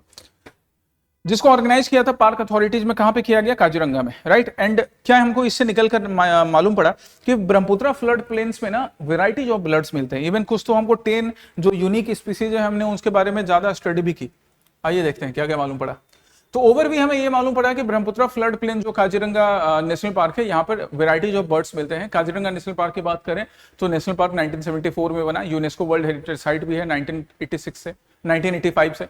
टाइगर रिजर्व बना ये 2006 में, थर्ड लार्जेस्ट टाइगर रिजर्व है, right, in terms of third highest tiger density भी है इंडिया में, ये चीज भी है, दोनों याद रखेंगे, third largest tiger reserve and third highest tiger density Kaziranga, ठीक है। यहाँ पे tigers, Asian elephants, wild tiger, Asian elephants, wild water buffalo, swamp deer सब मिलते हैं। और ये जो फोटो है ये बड़ी खास फोटो है, क्योंकि ये काजीरंगा के जो फोटो है, यहाँ पे हाथी, मेरे साथी पे जो 2 साथी हैं वो हैं हम और हमारे भाई साहब। तो हम और मेरे छोटे भाई दोनों गए थे, तो ये मेरी अपनी फोटो दिसंबर के महीने में काजीरंगा की। चलिए, और हम बर्ड सेंसस के बारे में बात करें तो क्या क्या की फाइंडिंग्स मिली हमें? 43 ग्रासलैंड वैरायटीज मिली, 43 ग्रासलैंड बर्ड वैरायटीज, है ना, ये नंबर पे ध्यान देंगे, 43 ग्रासलैंड बर्ड वैरायटी, जिनमें जैसे बंगाल फ्लोरिकन मिला हमें, जो कि क्रिटिकली इंडेंजर्ड है। अच्छा, तो न्यूज में अगर बंगाल फ्लोरिकन मेंशन था और पहला ग्रासलैंड बर्ड सेंसस हुआ तो उसका आईयूसीएन स्टेटस भी याद रखना है कि बंगाल फ्लोरिकन का आईयूसीएन स्टेटस क्या है बाबू, तो क्रिटिकली इंडेंजर्ड है। उसके अलावा बाकी स्पीसीज भी मिली हमें, ठीक है, इन वीवर नेस्ट भी हमें मिला। नेक्स्ट हम पढ़ रहे हैं एक पर्सनैलिटी के बारे में, डॉक्टर बीरेंद्र कुमार भट्टाचार्य जी के बारे में। डॉक्टर बीरेंद्र कुमार भट्टाचार्य, इनके कंट्रीब्यूशन के हम बात करेंगे, राइट, इनके कंट्रीब्यूशन की हम बात करते हैं। Birendra Kumar Bhattacharya one of the pioneer of modern Assamese literature and the first ever Assamese writer जिनको ज्ञानपीठ अवार्ड से सम्मानित किया गया। इसको आपको ज्ञान पढ़ना है ना, इसको क्या पढ़ना है, ज्ञान पढ़ना है, जनान नहीं पढ़ना है, ज्ञान पढ़ना है। ये ज्ञ है, ज्ञान वाला। तो पहले एसएमएस राइटर जिनको ज्ञानपीठ अवार्ड से सम्मानित किया गया, फिर आगे जाकर इन्हें साहित्य अकेडमी अवार्ड से भी उससे पहले सम्मानित किया जा चुका है, ज्ञानपीठ अवार्ड से भी सम्मानित किया गया। इनके कंट्रीब्यूशन की हम बात करें, इनके फिलोसफी की बात करें सबसे पहले, तो इनके बारे में एक चीज मेंशन था कि ये ना अनेकांतवाद की फिलोसफी पे बिलीव करते थे। जैनिज्म में है या अनेकांतवाद की फिलोसफी, जो कहता है कि सत्य को जानने के मल्टीपल तरीके होते हैं। जैसे मैं तुमको दिखाऊं कि ये क्या है, तुम बोलोगे कि सर पेन है, फिर कोई बोलेगा कि सर ये स्मार्ट पेन है, फिर कोई बोलेगा कि सर ये स्मार्ट पेन प्लास्टिक का बना हुआ है, किसी दूसरे मेटल का बना हुआ है ना, किसी दूसरे मटेरियल का बना हुआ है, इस कंपनी का है, इसका ये यूज हो सकता है। तो एक इसी सच को जानने के मल्टीपल तरीके होते हैं, और जितना आपके पास नॉलेज होता है आप मल्टीपल उस फॉर्म में एक्सप्लेन कर सकते हो। That is a very nice philosophy, Jainism की अनेकांतवाद की फिलोसफी। तो ये अनेकांतवाद की फिलोसफी पे भी काफी बिलीव रखते थे। इनका मानना था कि लिटरेचर जो है ना, वो लिटरेचर एक डी एलिनेटिंग फोर्स है। बिल्कुल सही बात है, लिटरेचर डी एलिनेटिंग फोर्स है, क्योंकि जो इंसान पढ़ता लिखता नहीं है ना, वो हमेशा समाज से दूर रहता है। उसका ना तो समाज में कुछ योगदान होता है, ना वो समाज से कुछ सीख पाता है। लेकिन आप पढ़ोगे लिखोगे तो बनोगे नवाब। नवाब कहने का मतलब कि आप समाज से जुड़ोगे, तभी तो महात्मा गांधी हो, चाहे बाकी जैसे हम बीरेंद्र कुमार भट्टाचार्य जी के बारे में बात करें, सबका अपना अपना कॉन्ट्रीब्यूशन है। इनके फेमस नॉवेल्स हैं, जैसे Mrityunjay, that's very famous, Mrityunjay novel है ना, इनका बड़ा फेमस नॉवेल है मृत्युंजय। मृत्युंजय के लिए इनको क्या मिला था, ज्ञानपीठ अवार्ड, याद रखिएगा, मृत्युंजय नोबल, इसी के लिए इनको ज्ञानपीठ अवार्ड मिला है। तो मृत्युंजय की हम बात करें तो मृत्युंजय नोबल दिखाता है कि किस तरह से क्विट इंडिया मूवमेंट के टाइम में कुछ लोगों ने गुरिल्ला वॉरफेयर टेक्निक, मतलब छिपकर ब्रिटिश गवर्नमेंट पे अटैक करके उन्होंने क्विट इंडिया मूवमेंट को जिंदा रखा था। फिर यारुइंगन नाम का भी इनका एक फेमस वर्क है जो कि पॉलिटिकल पाथ के बारे में बताता है, राइट। और इनके हम वर्क्स की बात करें तो अलग अलग इनके वर्क्स हैं, जैसे राजपाथ आने की जाए, यारुइंगम है, आई है, मृत्युंजय तो हमने देख लिया, पोएट्री, सॉन्ग्स, ये सारे इनके अ नंबर ऑफ वर्क्स। तो एटलीस्ट आप ये वर्क्स अभी प्रीलिम्स में जाने से पहले बस पढ़ के जाओ कि दिमाग में रहे। मृत्युंजय तो आपको याद रखना ही है, ज्ञानपीठ अवार्ड में मिला उसके लिए, ठीक है। ये रामधेनु के एडिटर भी रहे हैं, he has been the editor of the Ramdhenu era of Assamese literature, उसके एडिटर भी रहे। ज्ञानपीठ अवार्ड से, साहित्य अकेडमी अवार्ड से, doctor BC Roy national award से, राइट, इनसे इनको सम्मानित किया गया है। ये कुरुक्षेत्र यूनिवर्सिटी में राम मनोहर लोहिया जो चेयर है उसके चेयरपर्सन भी रहे थे। ज्ञानपीठ अवार्ड याद रखिएगा, मृत्युंजय के लिए मिला इनको, राइट, फर्स्ट एसएमएस रेसिपिएंट है ज्ञानपीठ अवार्ड के। चलिए, बाकी इन्होंने टीचिंग में भी अपना इंपॉर्टेंट रोल प्ले किया, साहित्य academy, Assam fine arts journalism में भी, आसाम ट्रिब्यून में भी ये काफी अच्छा कंट्रीब्यूशन इनका रहा है, और आसाम ट्रिब्यून में ही इनके बारे में फिर आर्टिकल भी छपा। हाँ, कितना अच्छा कोइंसिडेंस। नेक्स्ट हम पढ़ते हैं, हम किनके बारे में पढ़ते हैं, we will remember the supreme sacrifice of martyr Tilak Deka. हम तिलक देका जी के सुप्रीम सेक्रीफाइस की बात करेंगे। ये सुप्रीम सेक्रीफाइस उस समय हुआ जब भारत स्वाधीनता की आखिरी लड़ाई, फ्रीडम मूवमेंट की आखिरी लड़ाई का पार्ट बना हुआ था। मतलब क्विट इंडिया मूवमेंट, भारत छोड़ो, अंग्रेजों भारत छोड़ो। गांधी जी तो अंग्रेजों भारत छोड़ो बोलकर उसके बाद हाउस अरेस्ट हो गए थे। कहाँ रखा था? आगा खान पैलेस में। पर बाकी जो यूथ थे ना, अब उसने नए तरीके निकाले थे और उन्होंने जिंदा रखे थे आजादी की लड़ाई को। उनमें से ही एक इनका नाम है श्री तिलक देका जी का। जन्म इनका 1924 में होता है, राइट, मोरी गांव में। कोई फॉर्मल स्कूलिंग नहीं मिली, लेकिन माँ बाप से जो शिक्षा मिली वो शिक्षा काफी थी कि आगे जाकर इन्होंने देश के लिए अपना रोल प्ले किया, देश के लिए अपना कंट्रीब्यूशन दिया। काफी बहादुर थे, करेजियस थे। अब हम इनके बात करते हैं इनके मार्टिरडम डे की। तो इनका मार्टिरडम होता है इनका मार्टिरडम होता है 28 अगस्त 1942 को। यहां पर गांधी जी के आप स्लोगन को देख सकते हो, डू और डाई। 8 अगस्त को इन्होंने दिया था, 9 अगस्त को ब्रिटिश ने जेल में डाल करके भेज दिया। जेल में कहा? आगा खान पैलेस में, हाउस अरेस्ट, कि चलो जेल में चलो। तो फिर उसके बाद ना पैरेलल गवर्नमेंट बननी थी, कई टाइप की एक्टिविटीज हो रही थी जो गांधी जी ने बोला भी नहीं था। क्विट इंडिया मूवमेंट चल रहा होता है, पूरे भारत में चल रहा होता है, यहाँ नॉर्थ ईस्ट में भी क्विट इंडिया मूवमेंट चल रहा होता है। हम बात करेंगे नॉर्थ ईस्ट में, आसाम में कहा, नगांव, मोरीगांव डिस्ट्रिक्ट की। Congress, all India Congress committee ने भी क्विट इंडिया रेजोल्यूशन पास किया था। शहीद कनकलता बरुआ, यहाँ पर उनका भी इंपॉर्टेंट रोल है। तो क्विट इंडिया मूवमेंट में कई हमारे वीर हैं, कई हमारे शहीद हैं जिन्होंने भारत के अलग अलग हिस्सों में अपना रोल प्ले किया। तो यहां क्या होता है, अब हम देखो इवेंट क्या है, राह पब्लिक रैली ऑर्गेनाइज की जाती है, जिनको लीड करने वाले थे महेंद्र नाथ हजारिका और बाकी कुछ सपोर्टर्स। क्या स्लोगन रेज कर रहे थे, डू या डाई, करो या मरो, अंग्रेजों भारत छोड़ो। ठीक है, फ्रीडम फाइटर्स डिस्ट्रॉयड द क्या नाम है भाई, कचारी खांडा ब्रिज, इसको डिस्ट्रॉय किया जाता है। ये देखो ये ना वो एक्टिविटीज हैं जो गांधी जी ने नहीं बोली थी, बट ये एक्टिविटीज स्टार्ट हो गई। किया ऐसे जाता था कि सपोज नौगांव को गुवाहाटी से कनेक्ट करने वाला ये एक ब्रिज है, इसको बम लगा के उड़ा दो, तो अब ये जो ब्रिज है ना, नौगांव जो है वो गुवाहाटी से डिस्कनेक्ट हो गया, वहां पैरेलल गवर्नमेंट बना दी जाएगी, ऐसा प्रयास किया जाता था। तो ये इवेंट होते हैं। अब ब्रिटिश इनको कंट्रोल करने के लिए अपना ब्रूटल फोर्स यूज करते हैं। रात में प्लान किया गया, ब्रिटिश रात में प्लान करते हैं कि हम एंटर करेंगे, राइट, और इस रीजन में लोगों को पकड़ के या उनको गोली मार दी जाएगी, ऐसा किया जाएगा। तिलक डेका यहाँ पर बहादुरी दिखाते हैं, और वो अपने आंटी के घर में थे, और उसी टाइम में उन्होंने देखा कि कुछ एक्टिविटी उनको दिखी, उनको मालूम पड़ा कि ब्रिटिश लोगों के घरों में एंटर करने की कोशिश करेंगे, या ब्रिटिश जा रहे हैं, लोगों को अरेस्ट करेंगे, लोगों को शूट करेंगे। इनके पास कुछ नहीं था तभी, बस इनके पास क्या था, पेपा। पेपा जो कि एक म्यूजिकल इंस्ट्रूमेंट भी है, और यही पेपा को बचाकर इन्होंने, अच्छा पेपा की हम बात कर रहे हैं, जीआई टैग मिला है ना। टोटल कितने प्रोडक्ट हैं आसाम से जिनको जीआई टैग मिला, और पेपा को कब जीआई टैग मिला बताओ, ये तो बताओगे तुम, कहीं से ढूंढ के नहीं, खुद से डायरेक्ट। तो इन्होंने क्या किया, पेपा को ही बजाकर गांव वालों को अलर्ट करने का काम किया, राइट। गांव वालों को अलर्ट किया कि भाई ब्रिटिश जो है आपको अरेस्ट करने, आपको शूट करने के लिए आ रहे हैं। ब्रिटिश इस चीज को बर्दाश्त नहीं कर सके, और फिर ऑब्वियसली इनको अरेस्ट करके इनको ब्रूटली फिर ब्रिटिश मारते हैं, राइट।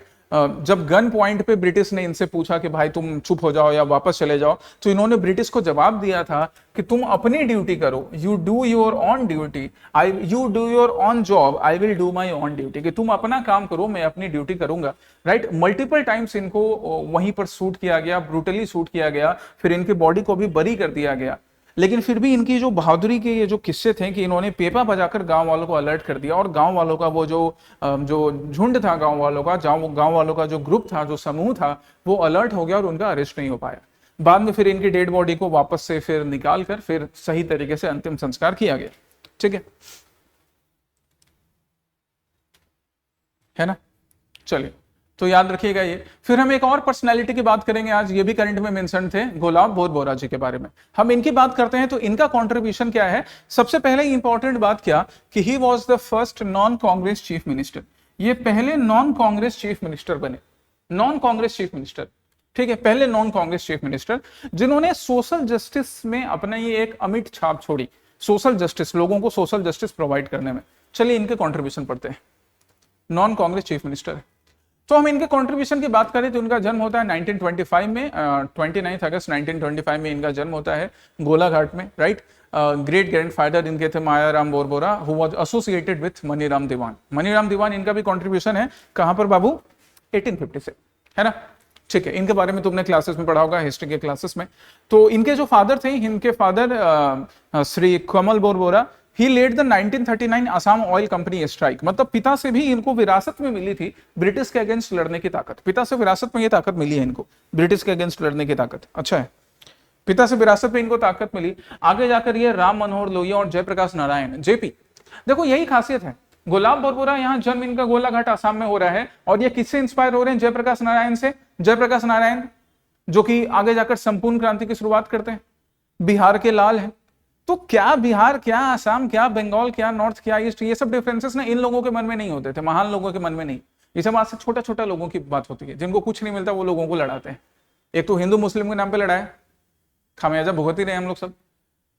तो जेपी और राम मनोहर लोहिया के आइडियाज से इंस्पायर्ड थे, हमें भी यही अच्छी बातें सीखनी है। एंटी पार्टीशन स्टैंड भी इन्होंने काफी स्टैंड रखा, बट पार्टीशन तो होना ही था, क्या कर सकते हैं। सोशलिस्ट पार्टी से भी कनेक्टेड रहेंगे, सोशलिस्ट पार्टी का भी एस्टेब्लिशमेंट जयप्रकाश नारायण और राम मनोहर लोहिया ने ही किया है, ये सोशलिस्ट पार्टी से भी जुड़े हुए थे, क्योंकि सिंस ये अपना मेंटोर मान रहे हैं राम मनोहर लोहिया को और जेपी को, तो राम मनोहर लोहिया और जेपी ने जो सोशलिस्ट पार्टी बनाया था, ऑब्वियसली ये उससे जुड़े रहेंगे, सोशलिस्ट पार्टी से, राइट।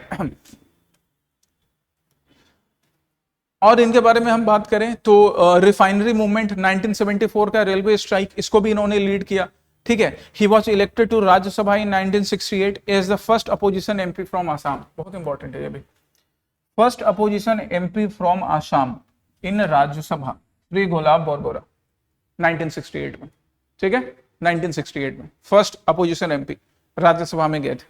तो इनके ये सारे वर्क हैं जो इन्होंने काम किया। First non Congress chief minister भी रहेंगे। आगे हम इनकी बात करें तो एडुकेशन में इक्विटी देने का काम, सोशल जस्टिस मैंने बोला था ना, सोशल जस्टिस देखो कैसे इंश्योर करेंगे, ये एडुकेशन में इक्विटी प्रोवाइड करने का काम करते हैं। He implemented free education, he implemented free education up to class 10th, class 10th तक फ्री एडुकेशन इन्होंने इंप्लीमेंट करवाया था, बहुत जरूरी था। तभी समाज में सिर्फ और सिर्फ एफ्लुएंट फैमिली के बच्चे नहीं पढ़े, हर बच्चे को पढ़ने का अधिकार हो, ये इंश्योर करवाने का काम इन्होंने किया। कमेंडेबल वर्क, ठीक है। 200 इन्होंने एजुकेशनल इंस्टीट्यूशन एस्टेब्लिश किए, अलग अलग स्कूल्स की स्थापना करवाई इन्होंने। He expanded free health care access, वाह, फ्री हेल्थ केयर एक्सेस भी इन्होंने स्टार्ट किया। लैंड रेवेन्यू में इन्होंने छूट देने का काम किया लोगों को, राइट। इरिगेशन स्कीम से स्टार्ट किए गए, एएसटीसी नाइस बसेस स्टार्ट की गई, पासपोर्ट सेंटर खुले, टी गार्डन वर्कर्स के लिए काम किया गया। मतलब जितना भी काम हो सकता था अलग अलग ग्रुप्स के लिए, वो सब इन्होंने करने का काम किया, जिससे असम को एक नई दिशा मिली। So that's why his contribution was really commendable, ठीक है। कंटेम्प्रेरी असम में इनका कंट्रीब्यूशन कमेंडेबल था। इसके अलावा भी देखो इनका कुछ और है। He led the boat club protest in New Delhi, New Delhi में बोट क्लब प्रोटेस्ट भी इन्होंने लीड किया, राइट। जो कि आसाम के जो भी इश्यूज चल रहे थे उसमें नेशनल अटेंशन लाने के लिए बोट क्लब प्रोटेस्ट को इन्होंने लीड किया था, ठीक है। वर्कर्स के राइट के लिए भी ये काफी वर्क करते थे, श्री गुलाब और बोरा। तो इनके जो मेन कॉन्ट्रीब्यूशंस है आपको प्रीलिम्स के लिए याद रखने हैं, जो मेन कॉन्ट्रीब्यूशंस मैंने हाईलाइट करके बताए हैं, ठीक है। नेक्स्ट हम चलते हैं को डिस्ट्रिक्ट्स इन आसाम। आसाम में हम को डिस्ट्रिक्ट्स की बात करेंगे, को डिस्ट्रिक्ट्स। चलिए, now in 2024 Assam became the first state in India जिसने इस यूनिक एडमिनिस्ट्रेटिव मेजर को अडॉप्ट किया कि हम डिस्ट्रिक्ट के अंदर को डिस्ट्रिक्ट बनाएंगे।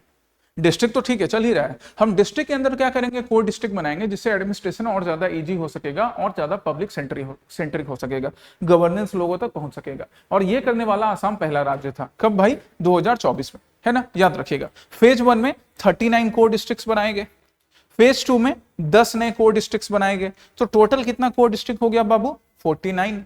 तुम अपने अपने डिस्ट्रिक्ट के पास को डिस्ट्रिक्ट देख लेना, याद रखना, ये तो इंटरव्यू में भी काम आएगा, ठीक है। इससे एडमिनिस्ट्रेटिव यूनिट ज्यादा बेहतर हो सकेगी, ये उसके मेन एडवांटेजेस हैं। एडमिनिस्ट्रेशन कैसे बेहतर हो सकता है, सर्विस कैसे लोगों के घर तक पहुंच सकता है, चाहे वो मजिस्ट्रियल पावर्स वाले सर्विसेज हो, फूड एंड सिविल सप्लाई हो, डेवलपमेंटल वर्क्स हो, ये सारी चीजें लोगों तक ज्यादा बेहतर पहुंच सकेंगी।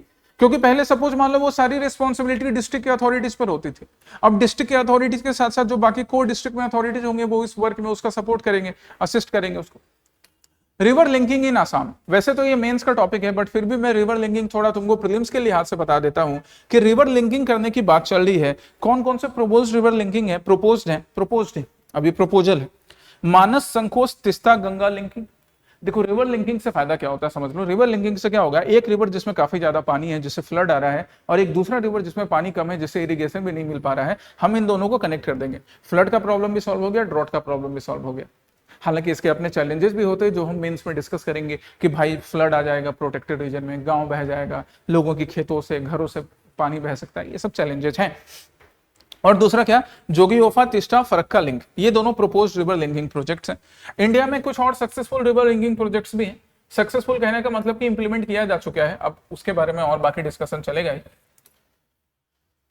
अच्छा, सक्सेसफुल रिवर प्रोजेक्ट्स को देखो, या जैसे सबसे ज्यादा न्यूज में था Ken Betwa river linking project. यह इंडिया का पहला अप्रूव्ड रिवर लिंकिंग प्रोजेक्ट था, केन बेतवा, मध्य प्रदेश वाले रीजन में, ठीक ना। फिर कोसी मेची, बिहार में, कोसी बिहार का शोक माना जाता है, उसको मेची के साथ कनेक्ट करना, जो कि महानंदा की ट्रिब्यूटरी है।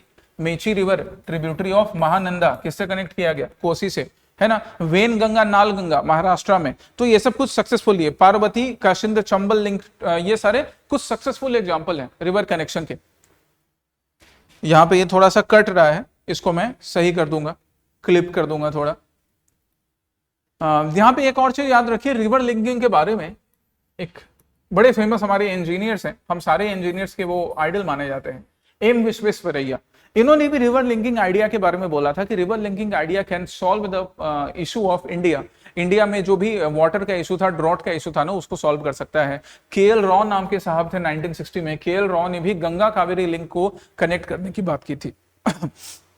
तो रिवर लिंकिंग एक बड़ा पुराना कॉन्सेप्ट है जिसको अब इंप्लीमेंट करवाने की बात चल रही है।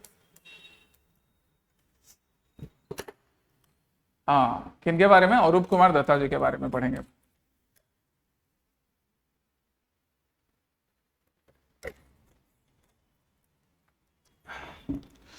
अरूप कुमार दत्ता जी के बारे में पढ़ते हैं। लिटरेरी एम्बेसडर, बिल्कुल सही बात है। लिटरेरी एम्बेसडर के नाम से हम इनको बुलाते हैं, स्पेशली इंग्लिश लैंग्वेज में राइटिंग के लिए नॉर्थ ईस्ट रीजन से इनका कंट्रीब्यूशन अनमैच्ड कंट्रीब्यूशन है। ह्यूमर भी है, विट भी है और साथ ही साथ बड़ा अच्छी राइटिंग लिखते हैं। इनका जो वो कॉलम आता है, क्या बोलते हैं उसे, कॉलमनस वेनमस, इसको कंपेयर किया जाता है आर.के. नारायण के कॉमन मैन से, है ना, कि वो जैसे आर.के. नारायण ने अपने कॉमन मैन कार्टून से बड़े बड़े प्रॉब्लम को ऐसे सिंपली बता दिया। प्राइम मिनिस्टर तक का वो मतलब एक बड़े अच्छे सैटारिकल मैनर में पहले कार्टून बनाते थे। आजकल शायद ऐसा पॉसिबल नहीं हो, बट पहले आर.के. नारायण बनाते थे। कुछ इसी तरह से कॉलमनस वेनोमस से अरूप कुमार दत्ता जी ने भी लिखने का काम किया है। पद्मश्री से भी इन्हें सम्मानित किया गया है ना, तो भारत सरकार ने पद्मश्री से भी इन्हें सम्मानित किया है। हम इनके मेजर वर्क की बात करें तो इनके मेजर वर्क देखो बाबू क्या क्या है। The homes, Assam brave yard, जो कि 23 इंडियन लैंग्वेजेस में जिसको ट्रांसलेट किया गया, saint saviour soul society, the bag, Patharu Ghat के बारे में इन्होंने लिखा, 1894 का जो पीजेंट रेसिस्टेंस था, है ना, और बाकी कई वर्क्स के बारे में लिखा। ये देखो यूनिकॉर्न, इसके बारे में पढ़ो। Unicornis, first and the only book documenting the great Indian one horn rhinos, है ना, ये पहली ऐसी बुक थी एंड द ओनली बुक थी जो कि great Indian one horn rhino के जो भी डिटेल्स हैं कि किस तरह से उनकी पोचिंग होती है, क्यों इनका कंजर्वेशन होना चाहिए, उसके बारे में इन्होंने यूनिकॉर्निस में लिखा। इनकी जो बुक है adventurous stories, right, adventurous story, ये भी काफी पॉपुलर बुक है। एडवेंचरस स्टोरी स्पेशली चिल्ड्रन के लिए, बच्चों के लिए, यूथ के लिए adventurous story is very popular, काफी पॉपुलर बुक है एडवेंचरस स्टोरी, है ना। इनको माना जाता है he is among the first Indian writer to create adventure fiction for children, कि बच्चों के लिए एडवेंचरस फिक्शन, बच्चों के साथ साथ मतलब यूथ के लिए भी ये लिखने का काम अरूप कुमार दत्ता जी ने किया है। नेक्स्ट है हमारा Subansiri lower hydro electric project. वैसे तो Subansiri lower hydro electric project again देखो ये मेंस में बहुत काम आएगा, बट प्रीलिम्स में हमें क्या क्या काम आ सकता है। यहाँ पर हमें ग्रेविटी डैम बनाने की बात कर रहे हैं, जो कि largest hydro electric power plant के रूप में इंडिया में होगा। जब ये कंप्लीट हो जाएगा ना तो largest hydro electric power plant बनेगा, ठीक है। डेवलप करने का काम एनएचपीसी कर रहा है। इंस्टॉल्ड कैपेसिटी इसकी कितनी, 2000 मेगावाट की, ठीक है। डैम हाइट 116 मीटर से ज्यादा है, लेंथ 284 मीटर है। खैर लेंथ और हाइट नहीं, कम से कम ये 2000 मेगावाट याद रखिए। And upon its completion it would become the largest hydro electric power plant in India.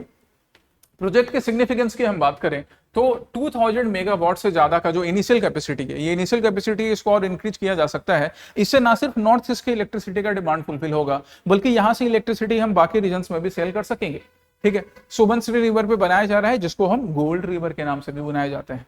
हमें यहाँ पर गोल्ड प्लेसर डिपॉजिट्स मिलते हैं। सुबनसिरी के जहां तक हम ओरिजिन की बात करें तो it originates from the Tibetan Himalaya region से इसका ओरिजिन होता है। ये ब्रह्मपुत्र रिवर को जामुरी घाट रीजन में लखीमपुर डिस्ट्रिक्ट में ज्वाइन करने का काम करती है।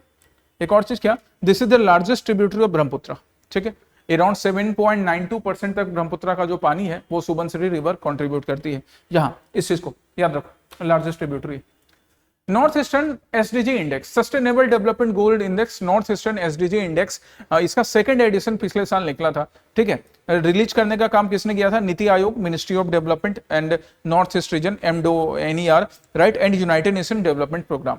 एसडीजी के जहां तक बात करें तो ये देखो सस्टेनेबल डेवलपमेंट गोल्स हैं, ये एक ऑर्डर में फिर से तुम लोग याद कर लेना, याद रहना चाहिए। अब हम north eastern sustainable development goals की बात करें तो वहां पे कुछ हाईलाइट्स हैं, कुछ चीजें इंपॉर्टेंट जो हमें याद रखना चाहिए। क्या कि इसका पर्पस था कि नॉर्थ ईस्टर्न स्टेट्स में किस तरह से अलग अलग स्टेट्स, अलग अलग रीजन कैसे सस्टेनेबल डेवलपमेंट गोल्स को अचीव कर पा रहे हैं। क्योंकि जब नॉर्थ ईस्ट जो है ना वो इंडिया के लिए एक बड़ा इंपॉर्टेंट पार्ट है, हर रीजन के लिए निकाला जाएगा। नॉर्थ ईस्ट के लिए इंपॉर्टेंट है क्योंकि ये ऑब्वियसली जियोलॉजिकली इंपॉर्टेंट है, ये स्ट्रेटेजिकली भी काफी इंपॉर्टेंट रोल प्ले करता है। और यहाँ पर अगर डेवलपमेंट सही मायने में होगा तो बाकी जो चैलेंजेस कभी इंडिया में एग्जिस्ट करते थे वो बॉर्डर इश्यूज या बाकी इंटरनल सिक्योरिटी के चैलेंजेस खत्म हो जाएंगे। यहाँ पे 4 कैटेगरी बनाई जाती है बाबू, इस जो इंडेक्स निकाला जाता है, achiever, front runner, performer and aspirant. अब हम देखते हैं परफॉर्मेंस। तो जो इंडेक्स निकला, सबसे पहले आसाम की बात करें तो none from Assam, no district from Assam feature in the top 10, है ना। आसाम से कोई भी डिस्ट्रिक्ट टॉप 10 में फीचर नहीं कर सका। तो ये एक कंसर्न की बात है, यहाँ वर्क करने की बात है कि एक भी डिस्ट्रिक्ट आसाम से टॉप 10 में नहीं है। जहां तक हम बात करेंगे आसाम में सबसे हाईएस्ट परफॉर्मेंस की, तो हाईएस्ट है डिब्रूगढ़ का और सबसे लोएस्ट है साउथ सलमारा मनकाचार रीजन में। यहाँ तो वैसे भी डेवलपमेंट पहुंचाने की बहुत जरूरत है, रोड कंडीशन भी काफी यहाँ पर खराब है, ठीक है। ये काफी खराब इसका रैंकिंग रहा है साउथ सलमारा डिस्ट्रिक्ट का, ठीक। की फाइंडिंग्स क्या क्या देखी हमें कि लोएस्ट जो है ओवरऑल, हम नॉर्थ ईस्ट की बात करेंगे तो लोएस्ट परफॉर्मेंस 58.71 लॉन्गडिंग अरुणाचल प्रदेश में है, और हाईएस्ट परफॉर्मेंस मिजोरम ने किया है, हाईएस्ट मिजोरम ने किया है। टॉप परफॉर्मिंग स्टेट्स ओवरऑल हो जाएंगे Mizoram, Sikkim, Tripura, right, front runner है इनमें, अचीवर्स या एस्पिरेंट नहीं है। आसाम में कोई भी डिस्ट्रिक्ट टॉप 10 में नहीं आ सकी थी ये सस्टेनेबल डेवलपमेंट गोल्स इंडेक्स में। नेक्स्ट हमें पढ़ना है सिंह पुरुष राधा गोविंद बरुआ जी के बारे में, है ना, श्री सिंह पुरुष के नाम से इनको बुलाया जाता है, सिंह पुरुष राधा गोविंद बरुआ जी के बारे में। अब हम इनके कंट्रीब्यूशन की बात करेंगे। चलिए इनका कंट्रीब्यूशन हम बात करते हैं। सबसे इंपॉर्टेंट कंट्रीब्यूशन जो कि तुम एपीएससी की तैयारी के लिए भी ध्यान रखते हो, क्या, Assam Tribune. He is the founder of the newspaper Assam Tribune, है ना, ये इस न्यूज़पेपर के फाउंडर हैं। तो इसका मतलब हमें ये तो समझ में आ गया कि इन्होंने जर्नलिज्म के क्षेत्र में, एडुकेशन के क्षेत्र में तो काम किया, सोशल वर्क के क्षेत्र में भी काम किया, एंड दैट्स वाई इनको ना आर्किटेक्ट ऑफ मॉडर्न असम बुलाया जाता है। क्योंकि ना सिर्फ जर्नलिज्म, अभी तुम देखोगे जितने भी बॉक्सेस हो सकते हैं इन्होंने उन सब बॉक्सेस को टिक किया है। सिंह पुरुष के नाम से जाने जाते हैं, है ना, लाइन मैन, तो लाइन मैन के नाम से जाने जाते हैं। चलो जर्नलिज्म में इनके कंट्रीब्यूशन की बात करें, ही was the founder of Assam Tribune. कहां से शुरुआत होगी, डिब्रूगढ़ से शुरुआत होगी, ठीक है। फिर उसके बाद गुवाहाटी में 1939 वर्ल्ड वॉर 2 स्टार्ट हो रहा था, तभी गुवाहाटी में असम ट्रिब्यून का ब्रांच स्टार्ट होता है। By the way Assam Tribune Dibrugarh से शुरुआत होती है कब, 1938 में, ठीक है। वीकली न्यूज़पेपर के रूप में स्टार्ट हुआ था, इंग्लिश लैंग्वेज वीकली के रूप में, राइट। उसके अलावा दैनिक असम, असम वाणी एंड साहित्य प्रकाश, इसमें भी इनका कॉन्ट्रीब्यूशन रहा।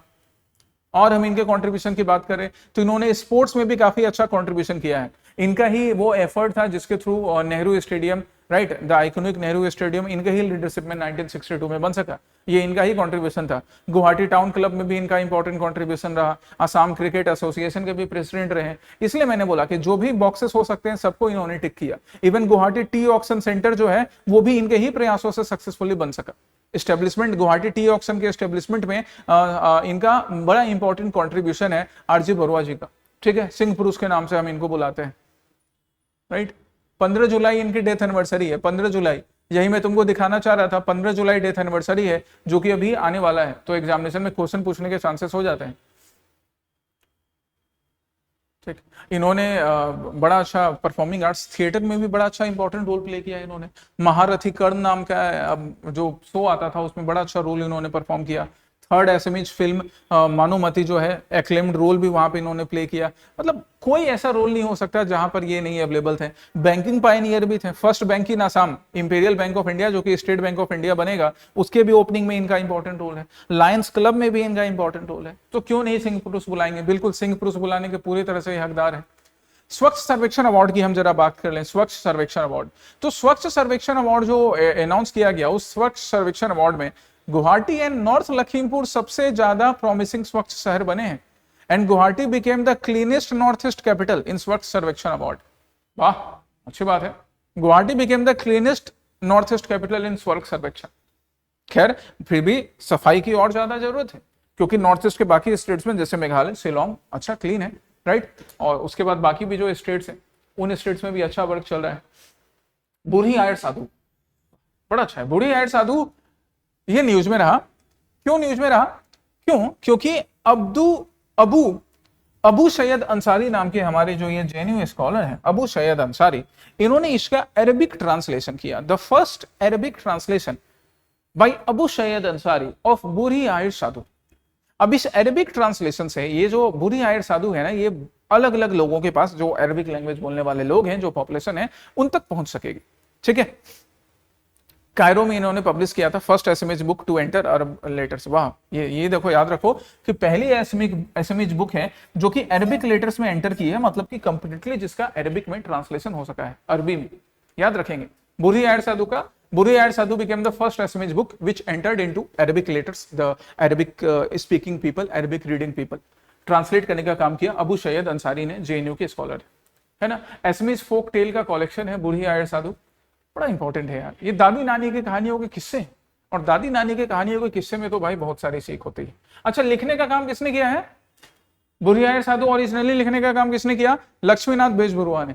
इनके बारे में भी आपको पढ़ना है, लक्ष्मीनाथ बेजबरुआ के बारे में, ये लीजिए, पढ़ लीजिए। He is considered as the father of SMH short story।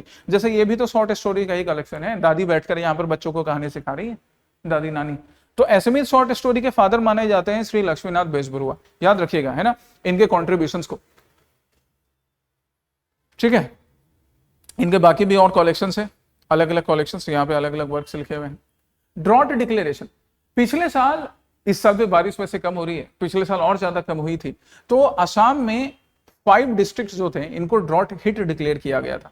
5 districts को एक बार जरा नाम पढ़ लो, क्यों? क्योंकि पिछले साल न्यूज में था ना, और इस साल भी बारिश कम दिख रही है, तो ऐसे क्वेश्चन आ सकते हैं। Baksa, Barpeta, Bongaigaon, Dhubri and Kokrajhar, they were declared as drought hit, क्योंकि यहाँ पे रेनफॉल 40% से भी कम हुआ था, है ना। Baksa, Barpeta, Bongaigaon, BBB, triple B and Dhubri and Kokrajhar.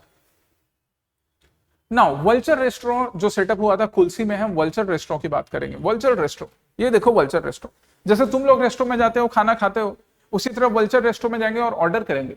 Order क्या करेंगे? इनका ऑर्डर पहले से टेबल पे रहेगा, जाएंगे और खा लेंगे। हम लोग ऑर्डर करना पड़ता है, पे करना पड़ता है, ये जाएंगे और सीधे खा लेंगे। कहां पर सेटअप किया गया भाई? कुल्सी में। इसलिए सेटअप किया गया कि ये जो वल्चर्स है ना, ये वल्चर्स कल भी मैंने डिस्कस किया था, कल परसों भी, कि वल्चर्स जो फूड कंज्यूम करते हैं, जैसे सपोज वो फेरल डॉग का मीट कंज्यूम कर रहे हैं या बाकी डेड एनिमल्स का कर रहे हैं, उनके बॉडी में डाइक्लोफेनेक मिलता है, काफी लीथल होता है वल्चर्स के लिए डाइक्लोफेनेक और ऐसे ड्रग्स, है ना। उनके किडनी फेल्योर तक का इश्यू हो सकता है डाइक्लोफेनेक की वजह से, जिसके वजह से वल्चर्स के नंबर काफी कम हो रहे हैं। क्रिटिकली इंडेंजर्ड कैटेगरी में वल्चर्स अब आ जाएगा। इसलिए सरकार ने क्या पहल की कि हम इनका रेस्ट्रो बना लेंगे, और इस रेस्ट्रो में यहाँ पे देखो, इनको जो मीट मिला है ना, इसमें डाइक्लोफेनेक नहीं होगा। आओ खाओ, मस्त करो, मजानो लाइफ वल्चर्स के लिए। हालांकि इसके अपने कंसर्न्स भी हैं, स्मेल वगैरह राइज होना वगैरह वगैरह, वो हम मेंस में डिस्कस करेंगे। कहां पे सेटअप किया गया? कुल्सी में, 2 एकड़ में, राइट। ठीक, यहां पर अलग अलग वल्चर्स के IUCN स्टेटस हैं, कल के भी सेशन में आया था, आज भी फिर से एक बार देख लो। इनको ना देख कर जाना है प्रीलिम से पहले, रटना नहीं है, याद नहीं होगा, बट देख कर जाना है। नेक्स्ट है इंडिया के ऊपर, जो इंडिया का जो टी है, असम का जो टी है, उसके ऊपर कुछ यूरोपियन यूनियन का बैरियर, कुछ नया रिस्ट्रिक्शन अप्लाई हुआ था। जरा हम देखें किस चीज को लेकर अप्लाई हुआ था। तो जो मैक्सिमम रेसिड्यू लिमिट है, MRL, है ना, ये सारी चीजें इंपॉर्टेंट हो जाती है बाबू। मैक्सिमम रेसिड्यू लिमिट, ये मैक्सिमम रेसिड्यू लिमिट ब्रीच हो रहा था, स्पेशली किस चीज को लेकर? किन 3 पेस्टिसाइड को लेकर। ये पेस्टिसाइड है थियाक्लोप्रिड, क्लोथियानाडिन एंड थियामेक्टोक्सेम।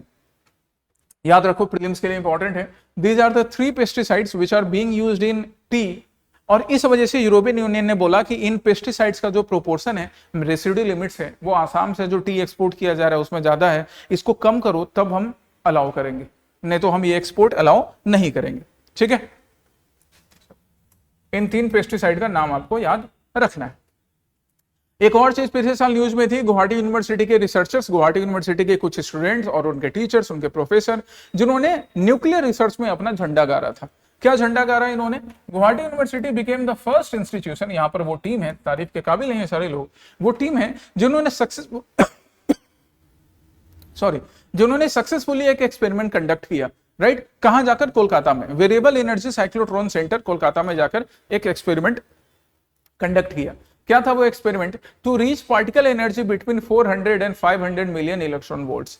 यहां तक पहुंच पाना पार्टिकल एनर्जी के लिए ये एक अपने आप में बड़ी अचीवमेंट थी। इसका यूज किया जाता है सुपर कंडक्टिंग साइक्लोट्रॉन्स में। सुपर कंडक्टिंग साइक्लोट्रॉन्स जहां पे पार्टिकल को एक्सेलरेट किया जाता है मैग्नेटिक फील्ड जनरेट करने के लिए, और इस लेवल पर पहुंचना ना अपने आप में बड़ा अचीवमेंट होता है, क्योंकि वहां पर ना फिर इसे ना स्टेबल रख पाना बड़ा मुश्किल होता है। बट इन्होंने सक्सेसफुली वो अचीव कर लिया, कोलकाता में जाकर ये एक्सपेरिमेंट सक्सेसफुली अचीव किया गुवाहाटी यूनिवर्सिटी के इन रिसर्चर्स ने। श्रीमंत शंकरदेव अवार्ड 2023 की हम बात करते हैं। श्रीमंत शंकरदेव अवार्ड 2023 से किनको सम्मानित किया गया? सोनल मानसिंह जी को सम्मानित किया गया। श्रीमंत शंकरदेव अवार्ड उन लोगों को दिया जाता है जो आर्ट के फील्ड में, लिटरेचर के फील्ड में, समाज सेवा के फील्ड में अपना काम करते हैं।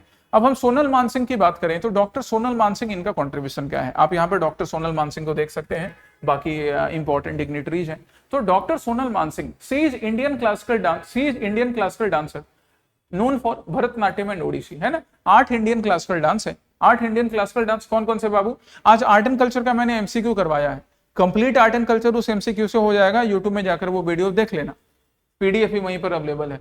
तो भरतनाट्यम यहाँ तमिलनाडु में, यहाँ यहाँ पर मोहिनी अट्टम एंड कथकली, फिर कुचिपुड़ी आंध्रा में, फिर कथक यूपी में, फिर यहाँ पर ओडिसी, फिर सेट्री है, फिर मणिपुरी। 8 डांस हो गए।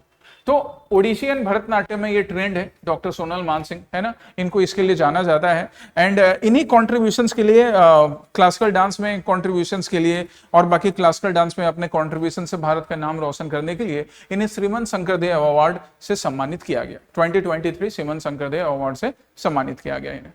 रूफटॉप सोलर पोटेंशियल भी न्यूज में था, हालांकि ये मेंस में बड़ा काम आता है, बट प्रीलिम्स में देखो यहाँ पे क्या पूछा जा सकता है कि Assam it is Assam's first district, city and ward level analysis. एक मिनट।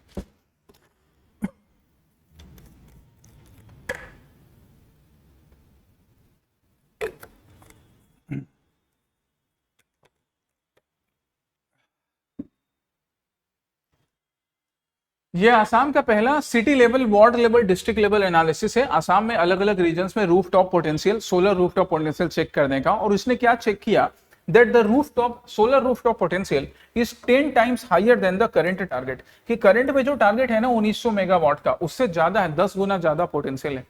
तो ये मेंस में देखो बड़ा काम आएगा। मेंस में ऐसे क्वेश्चन, चाहे वो पीएम सूर्य घर मुफ्त बिजली योजना हो, इसके ऊपर मेंस में बड़े क्वेश्चन बनते हैं। एटलीस्ट आप आज के लिए आई फॉरेस्ट नाम की जो ऑर्गेनाइजेशन है, इसके इस रिपोर्ट को याद रखिएगा। आसाम में सोलर जो पोटेंशियल है, रूफटॉप सोलर पोटेंशियल, उसको ध्यान में रखकर प्रीलिम्स के लिए कभी कभी आ जाते हैं। तो 10 टाइम्स ज्यादा पोटेंशियल है। शहीद कुशल कुमार अवार्ड 2025 हमारा नेक्स्ट टॉपिक, शहीद कुशल कुमार अवार्ड। शहीद कुशल कुमार, अगेन देखो जैसे मैंने बोला था ना कि भारत के स्वाधीनता संग्राम की जो लड़ाई थी, तो उस लड़ाई में कई लोगों ने अपना रोल प्ले किया। आखिरी लड़ाई में, क्विट इंडिया मूवमेंट में, उनमें से एक नाम है शहीद कुशल कुमार का। ठीक है, शहीद कुशल कुमार इस अवार्ड से सम्मानित अभी किया जाएगा। अवार्ड देने का काम किया ताई अहोम युवा परिषद असम ने। शहीद कुशल कुमार का कंट्रीब्यूशन क्या है, क्विट इंडिया मूवमेंट के टाइम में, जैसा मैंने बोला कि क्विट इंडिया मूवमेंट के टाइम में कई ऐसी एक्टिविटीज थी जो गांधी जी ने नहीं बोली थी पर वो चल रही थी। जैसे मेन हेडक्वार्टर को, सिटी को, उसको बाकी पार्ट से डिस्कनेक्ट कर देना, रेलवे ट्रैक डिस्ट्रॉय कर दिया जाता था। तो वैसा ही एक कुछ इवेंट हुआ था स्वरूपथार रेलवे स्टेशन वाले रीजन में, राइट, गोलाघाट डिस्ट्रिक्ट में, जहां पर उसके लिए जिम्मेवार किनको माना गया था, कुशल कुमार जी को, शहीद कुशल कुमार जी को। ठीक है, अब शहीद कुशल कुमार अवार्ड से इस बार सम्मानित किनको किया गया, डॉक्टर जोगेंद्र नाथ फुकौन को। डॉक्टर जोगेंद्र नाथ फुकौन, जिन्हें पद्मश्री से भी सम्मानित किया जा चुका है पहले, भारत सरकार इन्हें पद्मश्री से सम्मानित कर चुकी है, उन्हें पिछले साल शहीद कुशल कुमार अवार्ड से सम्मानित किया गया। इनका कंट्रीब्यूशन किस फील्ड में है, तो इनका कंट्रीब्यूशन है ताई लैंग्वेज को प्रमोट करने में, कल्चर हिस्ट्री को प्रमोट करने में। और दैट्स वाई, इसी वजह से जो ताई अहोम युवा परिषद है, उन्होंने इन्हें शहीद कुशल कुमार अवार्ड से सम्मानित किया है। नेक्स्ट हमारे टॉपिक है किन के ऊपर, नेक्स्ट हमारा करंट अफेयर्स कला गुरु विष्णु प्रसाद राभा के ऊपर, है ना, कला गुरु विष्णु प्रसाद राभा के ऊपर। बहुत बढ़िया। कला गुरु विष्णु प्रसाद राभा को एक और नाम से बुलाते थे, बिना स्लाइड्स पर देखे और बिना सर्च करे बताओ मेरे। तो कला गुरु विष्णु प्रसाद राभा, जिन्होंने फील्ड, म्यूजिक के फील्ड में, डांस के फील्ड में, पेंटिंग के फील्ड में तो अपना कंट्रीब्यूशन दिया ही, इसके साथ साथ revolutionary activity, communist party of India से ये कनेक्टेड थे।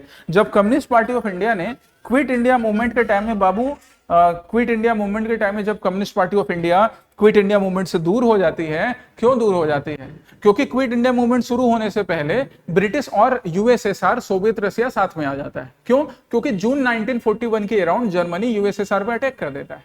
अब कम्युनिस्ट पार्टी ऑफ इंडिया का जन्म कहां पर हुआ था, रशिया में। इसके वजह से कम्युनिस्ट पार्टी ऑफ इंडिया ने बोला कि हम क्विट इंडिया मूवमेंट का हिस्सा नहीं बनेंगे।